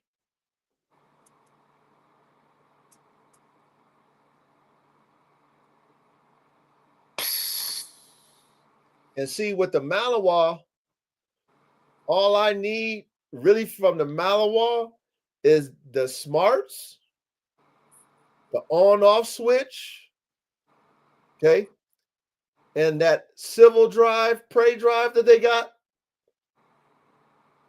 to want to bite the shit out you. Because see, Yeah. AK, he don't have that desire to just want to bite people. He rather bite a bone or that spring pole thing he like to fucking hang on. But when it comes to like animals, you saw how he was playing with the Snow, the Kangal. He was like, fuck you, bitch. I want to bite on something else. Yeah. She was trying to get him to play. He's like, fuck you, bitch. You think that will carry on to the pups? Some of them? No. And this is the reason why, because his sons and his daughters is the opposite of that. So AK, this is the reason why AK is not that way ready, is because I never allowed him to fall victim to that type of energy. yeah. You understand? Once I knew he liked biting shit, okay, and I figured out what he loved to bite, okay, before I figured that out, he was tearing his roof down. He was doing a lot of destructive shit. But once I figured out that he likes to bite and his favorite thing he likes to bite is bones, that was it. That was like a pacifier. Once I figured out a pacifier, he'd rather bite that bone and hang on that sleeve and shit, that spring pole. Or if I had like if I did the flirt pole with him, which I never would do, he'll go after that flirt pole like a motherfucker, but he won't let the thing I put on the flirt pole go. Whatever I got, he won't let it go. So once he gets it, so he ain't get to turn on or nothing. Yeah, I never let him turn on to prey. I never let him to turn. You know what I'm saying? Like, I never motivated him to want to bite prey, animals, or humans. Yeah. And initially, the reason why I bought all my protection equipment and all that shit, right? The reason why I bought all that shit is because I was going to do protection work and bite work with AK. That was for him. That was for him. That's why I bought all the bite sleeve, the bite slew, all the shit I bought. I got the whole shit, whole kabang, kid and caboodle. I got it all. But because I kind of understood what I had as far as who he was as a dog, how intense he was, and like how I was like very cautious with dealing with him. Because he liked to bite. You know what I'm saying? Like he liked to nip. Yeah, that's dangerous shit. So I'm like, damn, this motherfucker, like, I gotta take it easy with him. Like, I'm intimidated, not showing him my intimidation, but I'm dealing with him like, okay, I gotta watch how I put my hand down because he liked to nip shit. And then I put my hand down, he gonna just nip my hand. He not doing it to hurt me, but he don't register that. Yeah, he don't get that. That's his communication. He like to bite shit. So then when I found that bone and I saw how he was just crunching bones all day, I'm like, oh, this motherfucker, I can't let him just bite shit. Because how am I going to break it up if there's a yard accident? You won't. You won't be able to. Or She if my gonna, nephew come over, or yeah, my that's dad a comes over, huge, everybody want to come and see AK. You know what I'm saying? So huge yeah, liability. huge liability. So I just did the healing and the basic obedience and shit with him, but I Yeah, did no bite work, no agitation work, no nothing, because I saw in him something that I didn't want to bring out and make him feel like, okay, it's okay for me to bite what I want to bite. Or if something pisses me off, I can bite it. You don't want that dog just biting anything. yeah. So that's the only reason why, ready, that I didn't pursue any type of, motivating him to want to bite prey or man or bite me in a bite suit or a sleeve, because he already has a bite fetish as it is. Yeah, that makes sense. The counsel said, he said, Coach, so if AK seen me messing with you, I believe he would turn on. Nah. Now, if he don't have his bone in his mouth, maybe. That's a secret with AK's ass. Yeah, that bone shit. Now, if he sees you and not me, then he'll be on your ass though. Or what if I pulled out a bone and just threw it in front of Yeah, if you pulled out a bone, then you got his ass. him? You got him. You got him with a bone. You pull a damn bone out, you got his attention. You know what I'm saying? But if you're a stranger and you just come up on property, he definitely letting you know.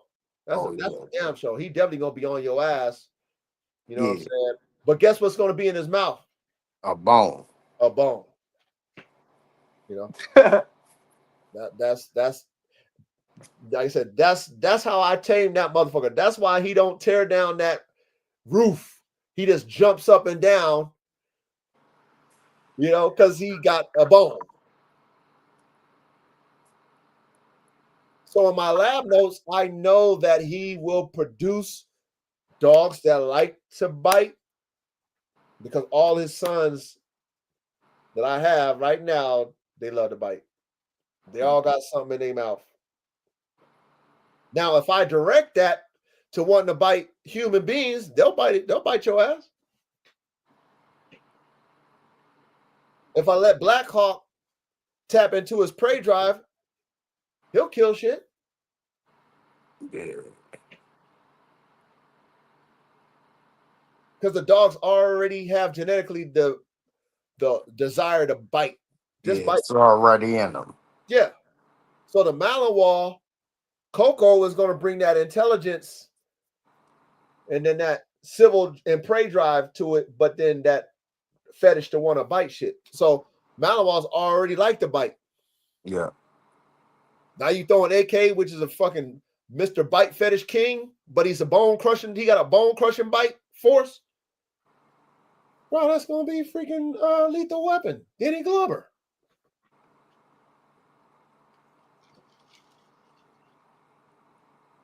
That's gonna be Super dogs right there. That's and I should get hybrid vigor. definitely top tier genetics on both sides. And complete genetic diversity. Complete. Yep. Like we learned. The more genetic diversity, the stronger the chances of hybrid vigor.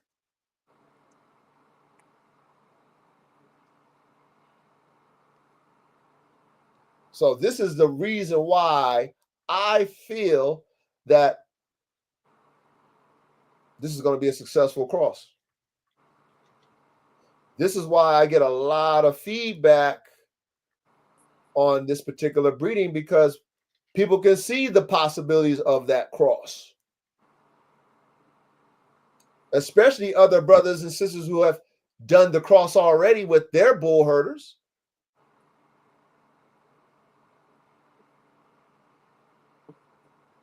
They, you know what I'm saying? They probably seen it. I'm sure they've seen it in their own bull herding program.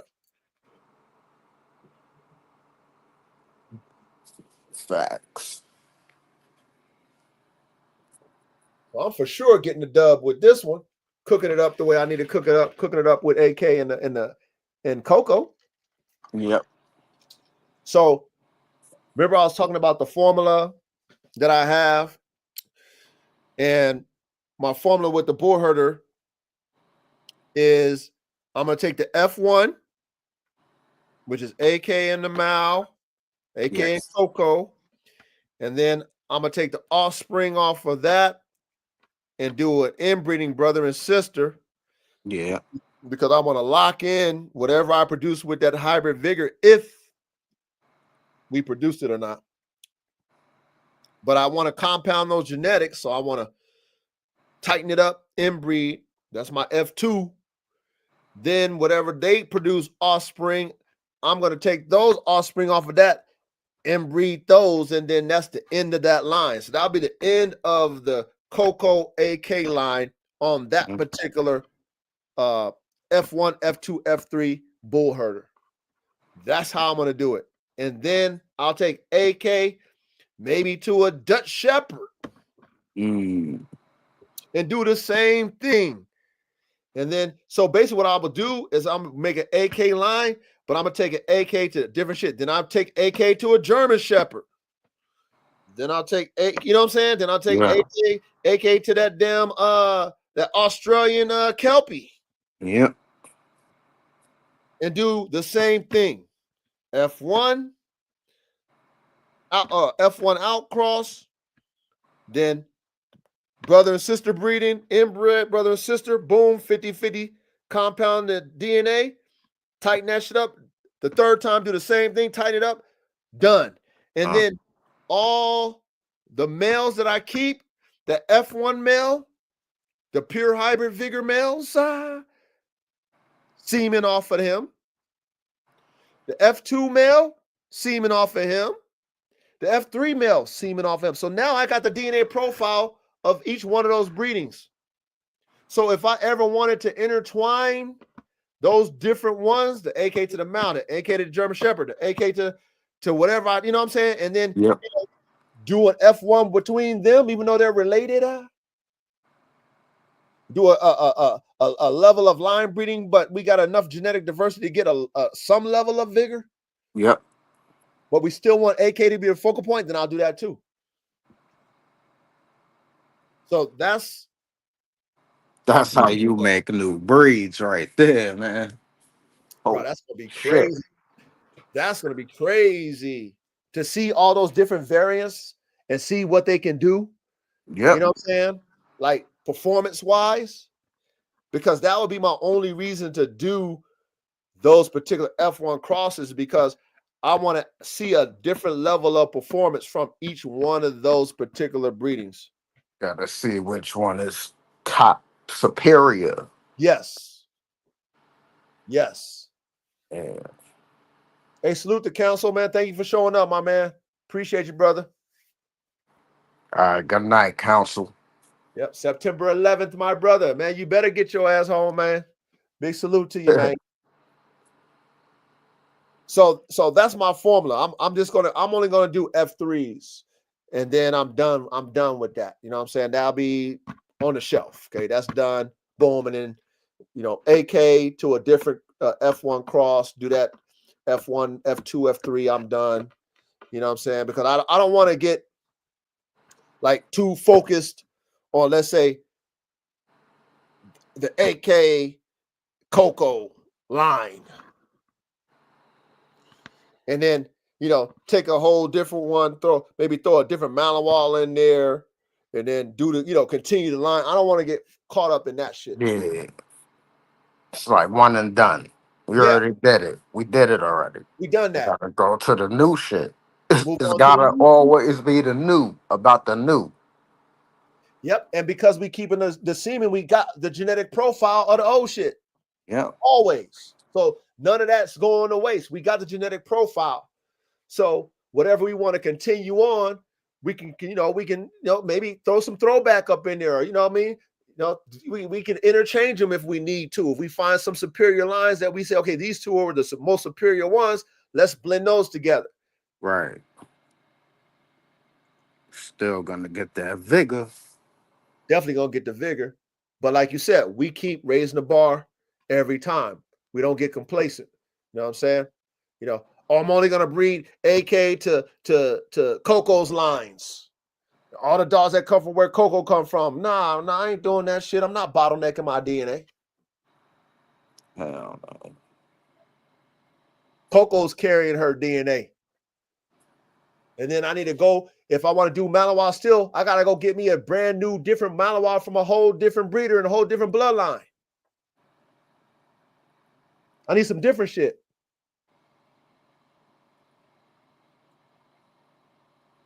And that's how I foresee my formula for my Bullherders in my lab. It's still lab notes, you guys. I haven't done it yet. But I mean, shit, it makes sense to me.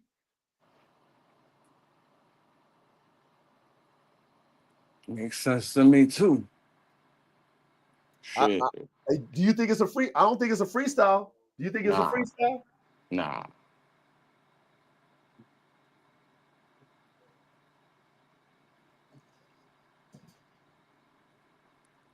It's pretty thorough. I mean, it's very thorough, actually. So, yeah, we'll keep this one short and sweet because I think we done hit the nail on the head. You ever let them interact with each other? I haven't done that yet. I should. I know I can because of AK's temperament. I know it will be okay. I haven't done it yet. The only reason why I haven't done it yet is because I've moved CoCo in her own area because she done turned into like her energy was them and shit. Yeah, she done turned into something that I wasn't liking her how she was acting. You know what I mean? Like she was very just high strung and like she was acting very animalistic. Yeah. You know what I'm saying? Yeah. So I had to put her in her own area away from all the other dogs so that she can calm down. You know what I mean? So I just didn't want her to be reactive to AK, even though I know AK is not reactive in that way, but I just didn't want her to even try him because if she set him off, she's done. Right. And I don't want to ruin her. You know what I'm saying? Like I don't want to ruin her psyche because I know for a fact she ain't never dealt with no. I mean, even though she might think she wanted them in her mind, she not one of them. So I haven't done it yet, but I will do it. You know what I mean? But she wanted the smoke. You feel me? She's like she on that hype. She don't care about male and female. Yeah, she wanted the smoke. She thinks she wanted them. She thinks she want to get down. She want to get dirty. So I have to put her in her own area. And so now I got her in her own 10 by 10 away from all the dogs. She's in her own space. She's calmed down. She's not as anxious. Her anxiety calmed down. And she's not on that rah, rah, rah where she want to hit everything. Yeah. So I was like, okay, now I got you calmed down. You chill. Now I can bring you in an environment where there's another dog and you ain't got to feel like you got to defend yourself or you got to check another dog and do all that shit. Because honestly, she adopted their temperament. Right. That's what's there. That's the pack. Yeah, she really did. It's the pack. So I haven't done it, and but I will. We're hitting that fall, which is my favorite time of the year. It's a lot cooler, and I definitely will let her get her opportunity to, be around AK. Like she's cool. Excuse me. She's cool with the Frenchies. Yeah. I mean, like I have them like kind of where she's at, so she doesn't try to like she hasn't tried to like get them. At first, she was trying to like eat them and shit. Yeah. But now she's like, Okay, she's like, cool. Like, okay, I've seen them before. They're not on that rambunctious shit like them other dogs. So she's comprehending. So shout out to the Malinois. They're very smart and they know how to adapt and understand. So she understands that the Frenchies ain't trying to fuck with her like that. Yeah. But in the beginning, she was trying to do what she was trying to do with them other dogs. But yeah, this one right here is gonna be one for the books though, already. It's definitely gonna be one for the books. Well, be amazing. Yeah, I'm definitely excited about it. And like I said, I just wanted to break everything down for you guys, let you guys know my notes, see my notes, understand, what I'm hoping for. It's not guaranteed, but I am hoping for something just epic. I want to produce more freaking natures. That's my hope and prayer in this breeding. I should at least get 2. I'm betting on 2 freaks. And then from there, we're gonna put them to the test. I'm definitely gonna be, putting that all that bite work equipment to the test. I'm not gonna be in it though. I'll put my nephew in it though. Yeah. He's signed up though. He sound like he's signed up. Yeah, no, he with it. He'll be excited. You know what I'm saying? Him and my son, they'll do it. You know what I'm saying? So I'll let them go ahead and be the decoys and shit. And we'll go ahead. We'll go ahead and put these ones to the test and really see if what ChatGPT broke down for us is our reality with these F1 Bullherder crosses that we got potentially on the fire very soon. You know what I mean? Very soon. But I mean, you guys see my vision. It makes sense. That's all I can really say to y'all. Is like it makes sense.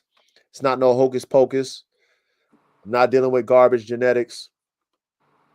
It's just a matter of if and when it would happen. That's really where I'm at now. I got the dogs. Hey, coach, you ever thought about getting one of them the bite force sleeve or whatever that thing is that test the pressure of the dog's jaws? No, I haven't actually. No, I haven't actually thought about getting one of the Bite Force sleeves. No, hey, you know what? I'd rather do already for the decoys, man.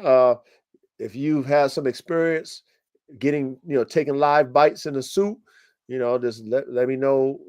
Once you get done taking that bite, take the little sleeve off and let me see.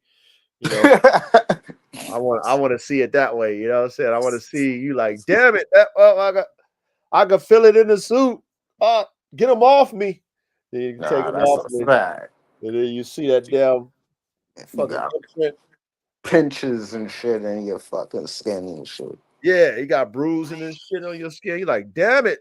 I ain't never been bit this hard before. Well, hey, we know that bite's there. Yeah. We know that bite's there. And that, that's pretty much all I want. You know what I mean? I really don't want to use the dog in that way unless my dog is going into the military or, going to the police and type shit. Yeah. It's like, we competing. I think a dog with that type of bite power is probably gonna be overkill when it comes to like protection sports. Mm. But at the same time, it is what it is. If you do get a dog and you do use it for sport from the AK line, shit. I mean, you're gonna have to take that type of punishment if you want that dog for that. But my main vision for these dogs, like I was saying, early bird is like I want them to go military, police type shit. And it's going to be a hard road to travel, but that's the level that I'm playing at with my bull herders. Like I really want them to be on that level. The sport levels, secondary. My main focus is to get them, military level. Good with the scent work, and good with the patrol work. Yeah. Tracking and all that shit. I want them to be really good with that type shit. So I'm really hoping that the Malinois with CoCo, man. You know, really put that high level brain into them Bullherders. Because if I can, if that really works, that It blend, sounds like it will work. man, it's gonna be next level. It's just, that's not regular. That's gonna be something like what? Like, how did you what? What did you do?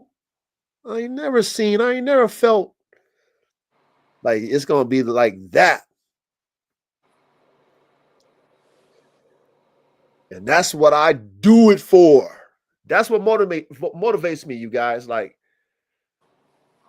creating. If I couldn't create, then it wouldn't be, this shit would be boring to me. If I'm making the same shit everybody else got, I'm bored. Yeah.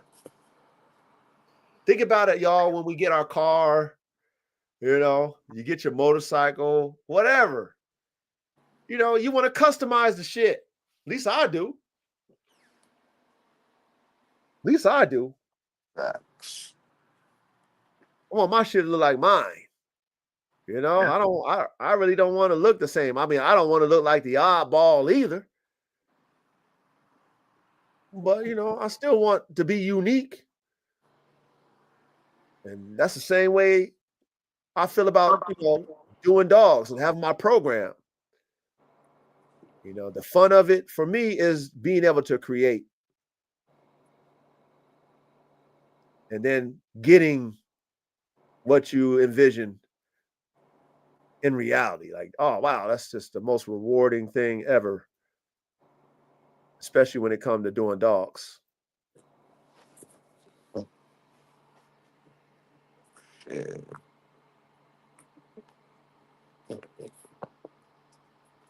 How? Yeah, I have that question. How many puppies would actually carry that strong percentage of the hybrid vigor, though?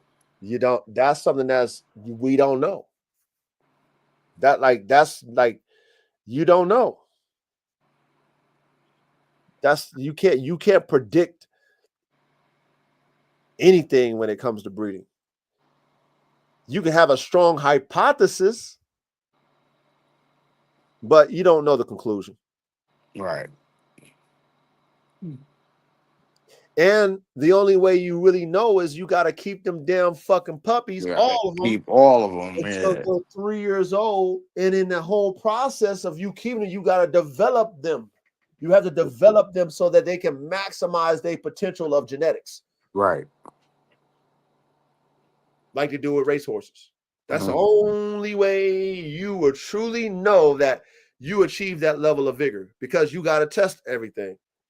And you got to develop the soul, the mind, and the spirit of that animal to perform based off of its genetic makeup. I can have a superior animal that has superior genetics, but if the mind ain't in tune with its genetic profile, you're never gonna get the best out of that animal. Right.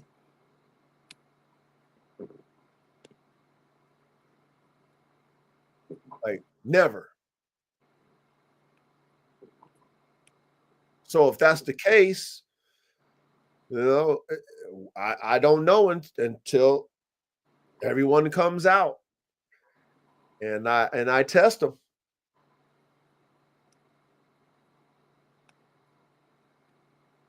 I mean, I don't know, really. It could be a bust. It could be like, damn it, this shit, you know, this shit's mediocre. I don't believe it, but it could be. That's just being honest. Even without the hybrid vigor, can you still get good dogs? Okay, yes, but that's relative, right?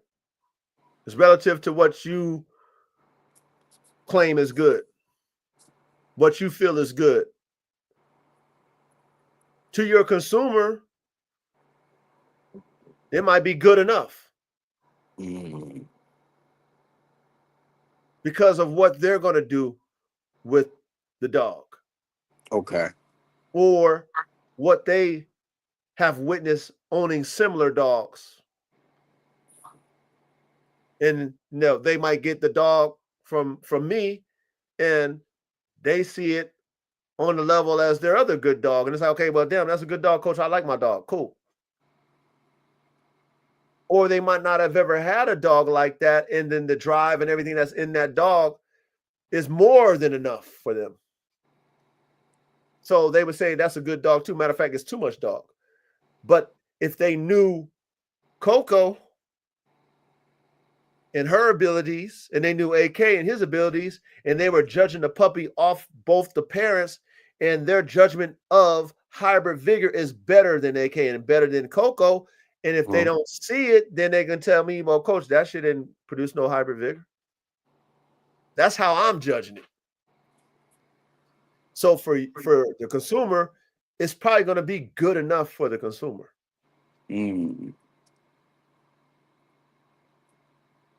Because in reality, if they owned AK, they couldn't handle AK. Right. That's the reality of it.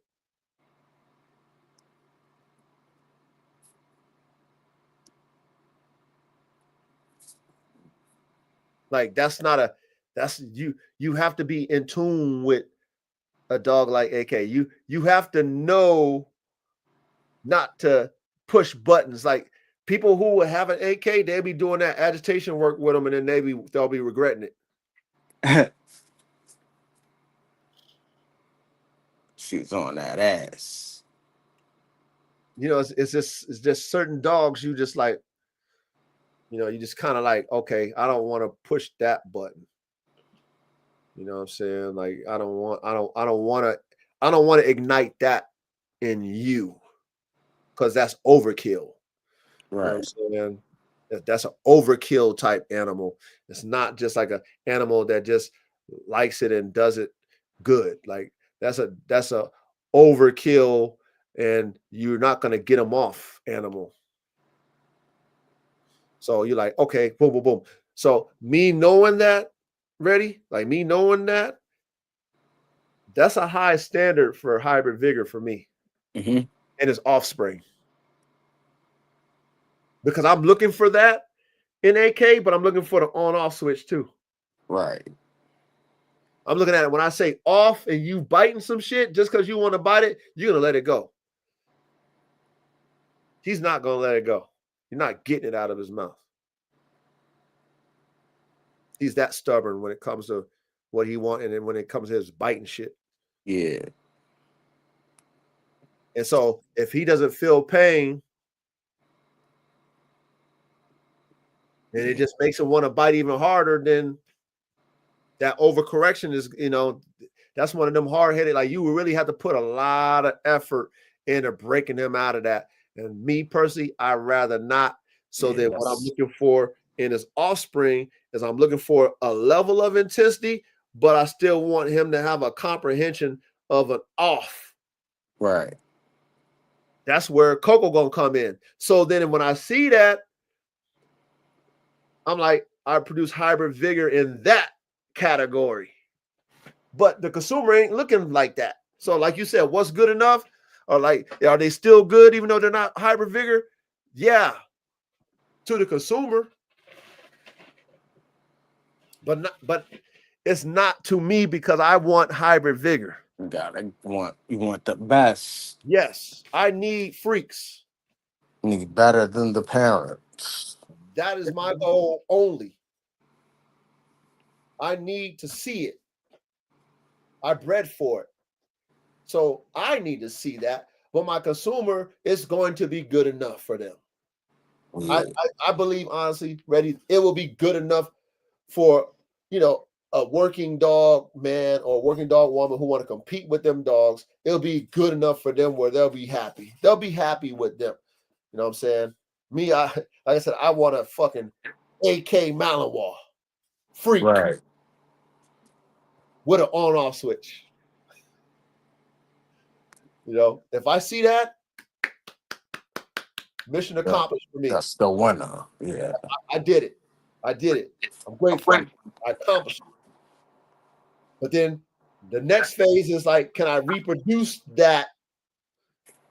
Can I keep that? I'm not even looking for freaks after that. I just want to keep it. Now I want to lock what I got in. That's why I'm doing brother and sister.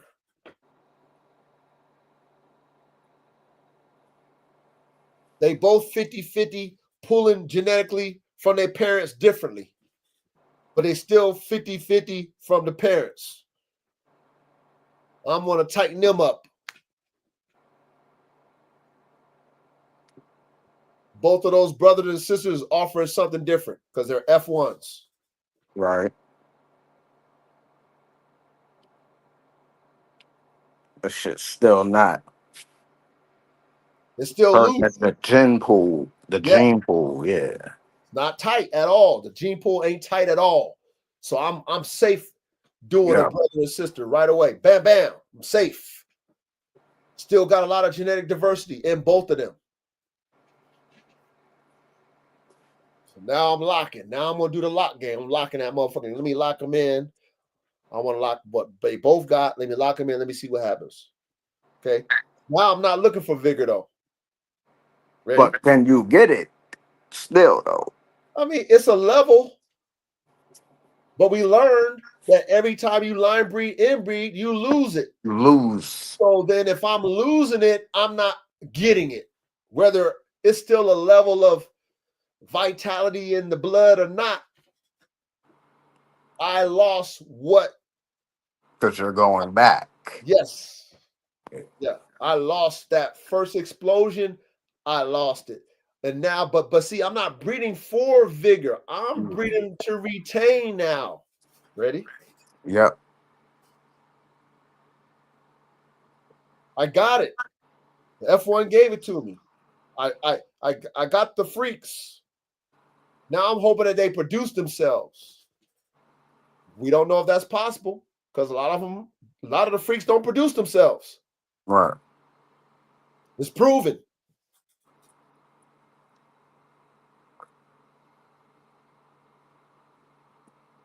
But you know what we doing?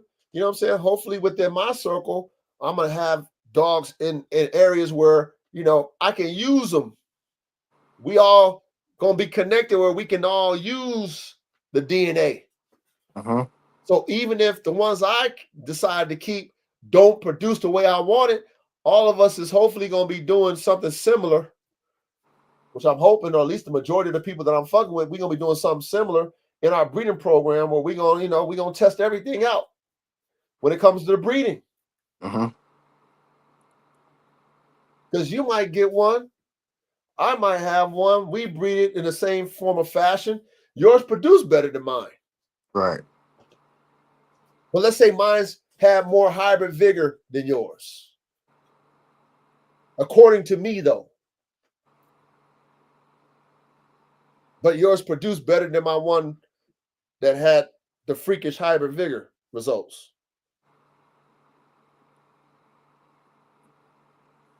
So then your dog will produce better performers than mine. And being that the whole objective is to breed these competition level type dogs, these high performance dogs, then those will be the ones, the ones that come off of yours will be the ones that, I'll be trying to get for competition.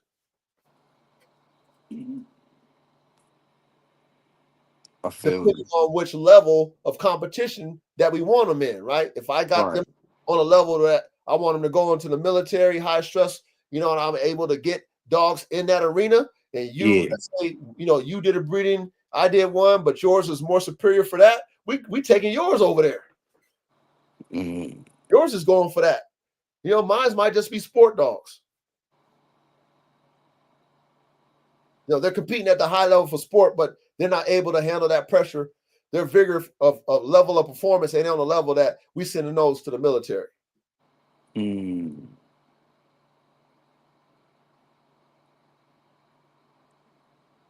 But like I said, I got to test everything to know that. That's a fact.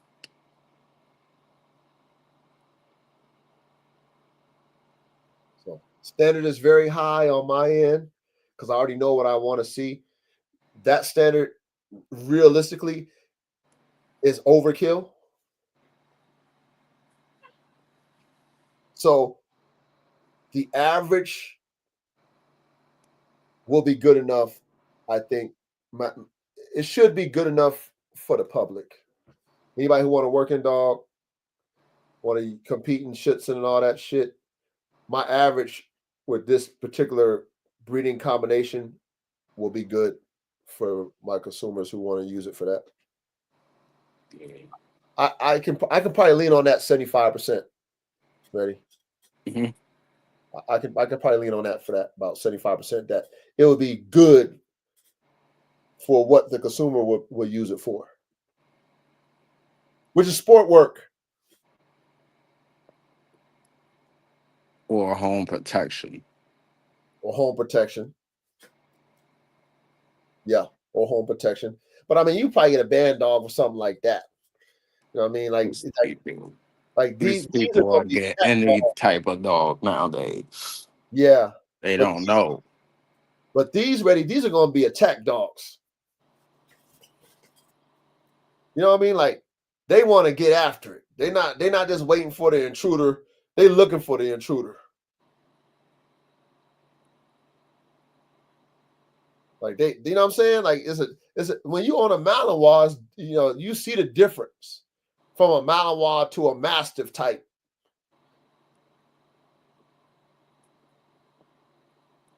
Like Malinois, they looking for shit. Nah, they are. They problem solvers. Yeah, they like, okay, what's that? Okay, I want to go find out. Let me go find it. Okay. Oh shit, I want to buy it now. I'm gonna buy it now. Oh, you're running. I'm gonna chase you. You know what I mean? The guardian type dog. You know what I mean? They just sit around, wait for it, like the Kangal, or maybe like the Mastiff. That versatility, though. You might be able to cut that on, like, and off. That would be the Kangal and AK. That would be the estate guardian that is also a predator because of the Kangal's independent demeanor of just chilling and waiting for something to be a threat. Mm-hmm. And then the drive of a pit bull type prey driven dog like AK. Going in pursuit. Yes.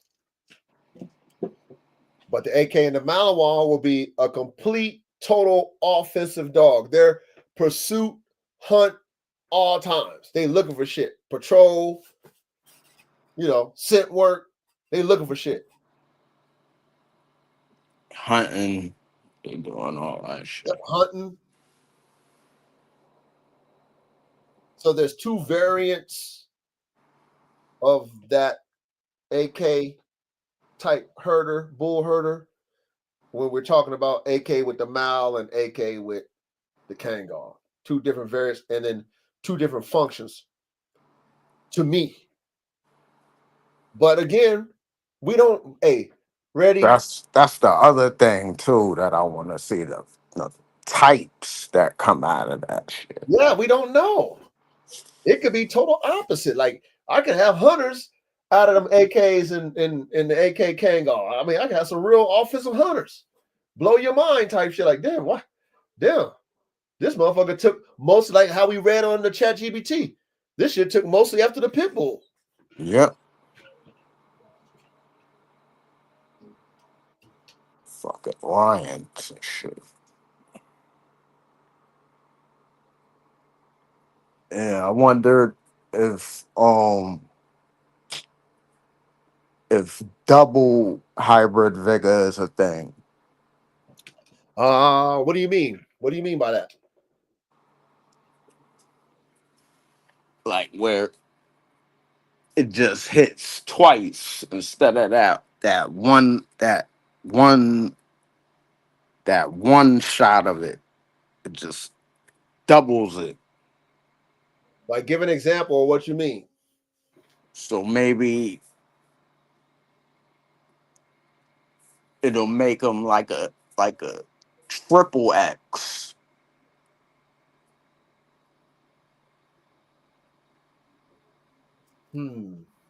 Or like a like a another type of level of freak. There could be Oh, levels of freaks. okay. You know what? It probably if you keep, It's rare though.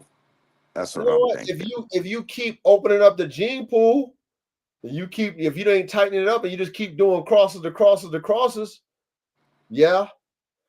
So okay, so I was studying the Japanese thoroughbred racehorse program, and them in Australia are like partners, right? They both have top tier breeding programs. Both are, especially Australia, they're one of the pillars when it comes to their breeding program and thoroughbred racehorsing.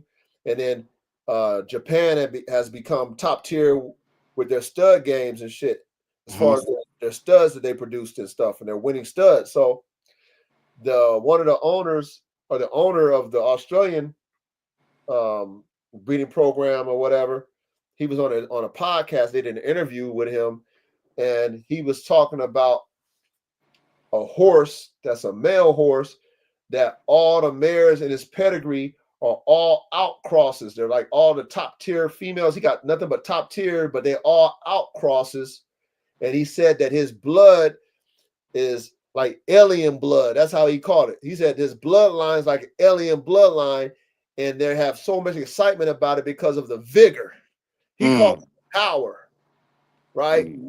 But that's kind of what you saying in a sense. It's like, what if I had a dog that was a freak, was hybrid vigor production proven, and then I bred him a certain type of way, and then he produced one freakier than him in his mom. And then, yeah, so yes, it can be done.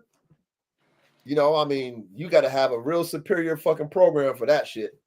And what that means is you have to be able to produce hybrid vigor, and then that hybrid vigor offspring got to be able to produce more hybrid vigor. And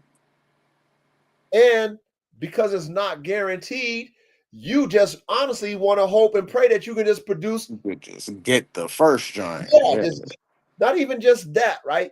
If you get a dog that has that freak and you can produce just that dog, not better than, but just that dog, you probably be happy enough just for that. Like, for example, Secretary the horse. If they can produce another Secretary, they happy with that. Hell yeah. Yet alone, better than Secretariat. Nah, they're not doing that.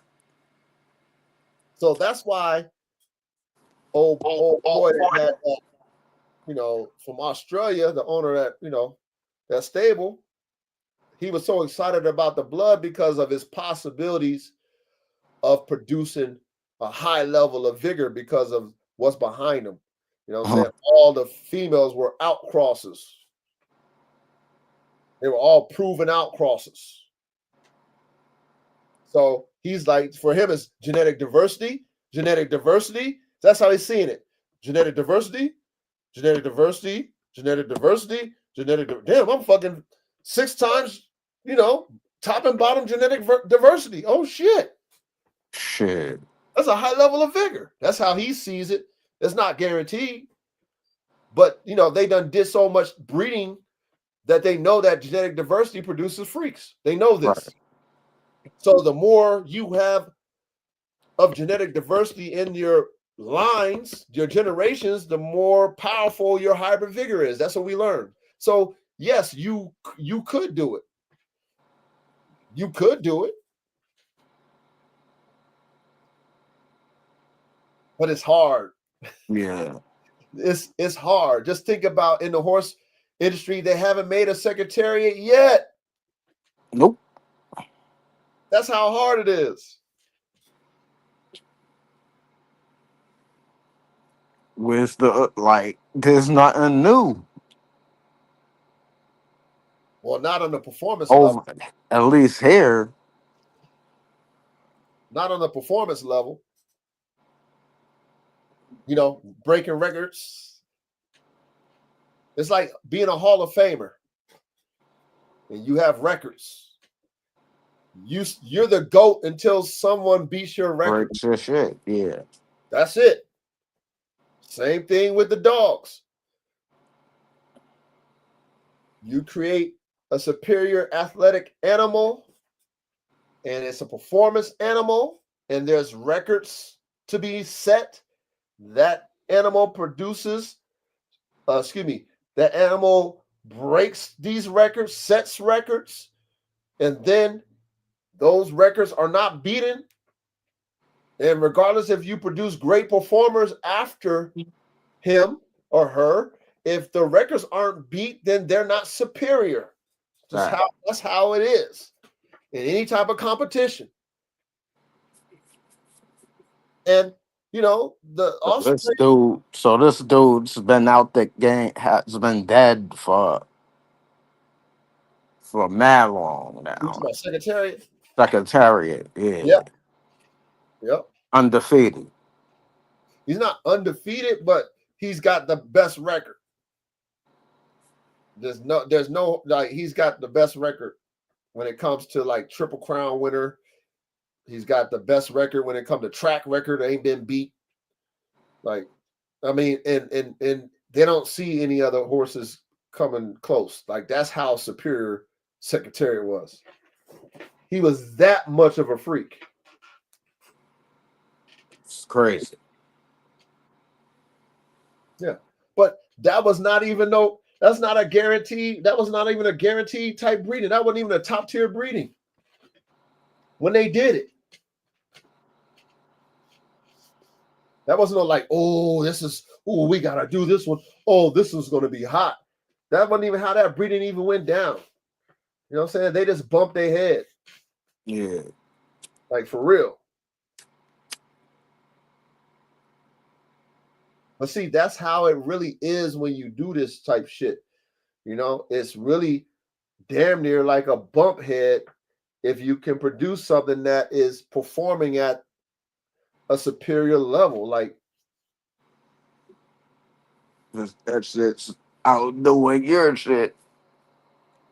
Just think about the athletes, man, of the world, and you think about the Deion Sanders and the Michael Jordans and, you know, the Babe Ruths and, you know what I mean, all these athletes that are just superior. It was inside them. It's the spirit. Yeah, they got that drive. They got it. The spirit. Yeah.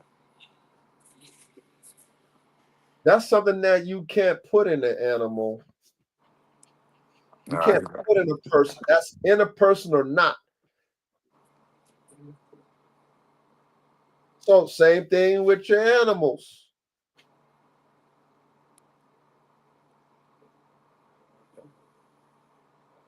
Same thing with your animals. There's a lot of animals that don't get a fair shot because they don't got a good trainer. Just wasting, man. You don't know how to develop them. You don't know what makes the animal tick.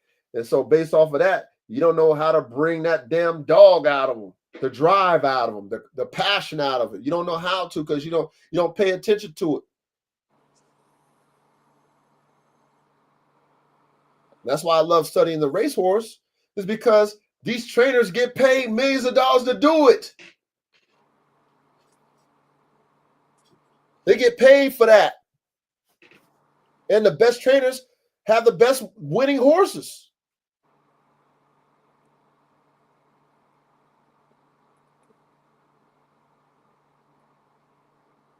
They would spend too much money over there, man.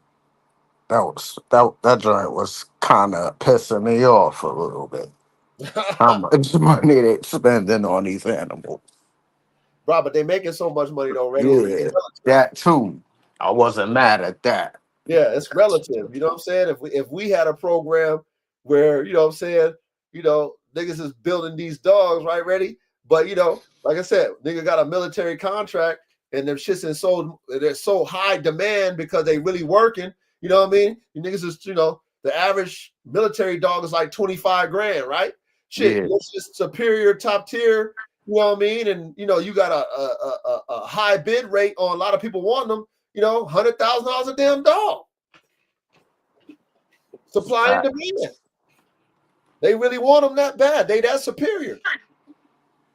Same thing with them racehorses. They want to win so bad. They want prestige so bad. They want to get that stud fee so bad. They're gonna pay the $6 million and shit, the 10 million, 15 million.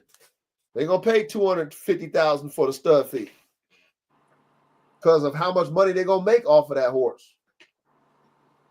If it's a winner, or a producer. that too. So it's all relative. You feel me? It's all relative, and that's pretty much how it is with these dogs. It's all relative.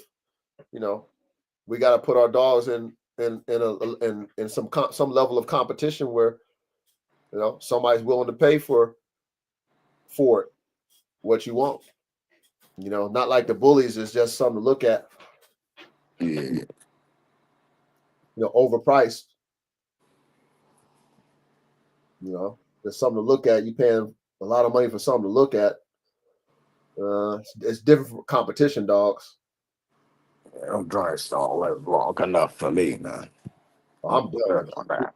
We've been done with that over here, man. I've been done with the bully game. You can have that. I don't want it. I need something that's gonna work. Word. That's what I need. They can keep them dogs that look like they're gonna do something. Fuck that. But yeah, man. No, we done cooked this one up though already, man. I mean, shit. Yeah, man. I broke everything down for him. I think I was pretty thorough. Classroom. I mean, so we broke down what is a bull herder. We broke down if the AK and CoCo breeding F1 breeding will produce a strong level of hybrid vigor. And according to my assistant coach, Miss Chat GBT, she told us for damn sure. She said it's the strongest level when you got genetic diversity from all genetic patterns, which would be the purebred CoCo and the 50-50 outcross AK. Gave us the probability. It said very strong, it said very highly. Very highly. So based off of what ChatGPT told us, I mean, and it said hybrid vigor in the thing. And it said hybrid vigor. Yes, it said specifically hybrid vigor, and that's what we want for maximum performance, ladies and gentlemen. If you want performers, that's how you breed performers. Okay, that's it. High performers, though. Keyword: high performers. You just want performance dogs, then you breed it the way you breed it, and as long as they perform, it's a performance dogs. But if you want the top tip of the spear, top of the tree level, Hall of Fame level, record-breaking type performers, you need genetic diversity. The more, the better. And this breeding is producing that. Facts. On paper, of course. Yeah. Okay, on paper. So I'm excited. The world's excited. Man, I could already see it. I could already see the hybrid. Hey, Reddy, did you see that? There's a dude over here. He got some damn AI. Yeah, I was seeing them joints like months ago where he's splicing the breeds together. Yeah, I followed that shit the other day. I was like, oh, that's pretty cool and shit like that. So he take all the breeds and just splice them together and shit with the AI. Pretty cool. Yeah. You get an idea of what they look like and shit like that. So it's in my mind, starting to get better. oh, for sure. It's still, that's just, computer generated. That's, you Yeah, know, you get a variant, a lot yeah, of very. variances when you do F1s, okay? You get a lot of, that's what I say, you can get the AK and the Malinois, and then you get a full damn Bullherder that look just like AK. Don't even have no fur on it, that look just like them. Or you get one that look just like the Malinois, or you get one 75% AK, 25% the Malinois, or vice versa. You never know how the genetics are going to come out. And honestly, that's the beauty of the shit for me. Yeah, We talked about this a while back. Genetic variants. I like genetic variants. I don't want all my puppies looking the same. That's just me. yeah, Because a consumer of mine, they might not want one that's as big as AK. Or, facts. let's say, I got some special forces that want them. They're not going to want them to be 112 pounds like AK. They might want them just to be 80 pounds. They might want some to be 75 pounds, but still be the AK-47 Bullherder. Yeah, So I don't mind them coming out smaller right. because somebody might want that. Like, hey, I don't want mine that big, coach, but I want that DNA profile. Hey, I got, as a matter of fact, I got one for you, man. This one right here be perfect.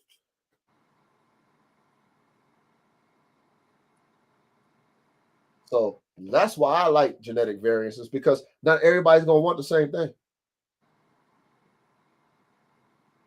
which is fine with me.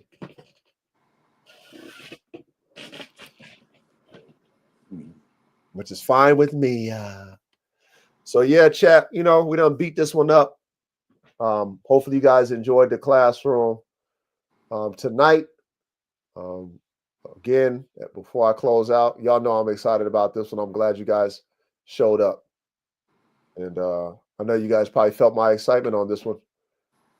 And next year, 2026, more than likely you will be seeing the AK-47 Chopper times Malinois Bullherder. It's about a 90% chance that they're coming out in 2026. So No doubt. those of you who have been waiting a whole year, last year, when I first announced it 2024, this year, you know what I'm saying? And Inquisitive Dejin asked you a question, ready? Yeah, He said, are you in New York? yeah. I'm in Southside Queens. There's your answer. So yeah, those of y'all who've been waiting, 2026, you know what I mean? Be ready. Be ready for these, man. These are going to be on a whole nother level. Let me show you the picture one more time. Let me show you the breeding picture one more time. These are going to be on a whole nother level. Okay, AK with the Malinois.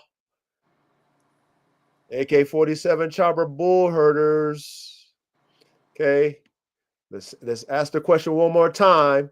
Do you think that my F1 breeding between XXL Pitbull, Freak of Nature, AK47 Chopper, aka the Bone Crusher, times my Malinois from Kosovo will produce hybrid vigor and produce the ultimate personal protection dog, AK47 Chopper Bullherders? We're going to say yes. Thanks to the classroom, we're going to say yes. World. All right. But all right, you guys, we are done. We appreciate y'all. We love y'all. Until next Thursday, we are out.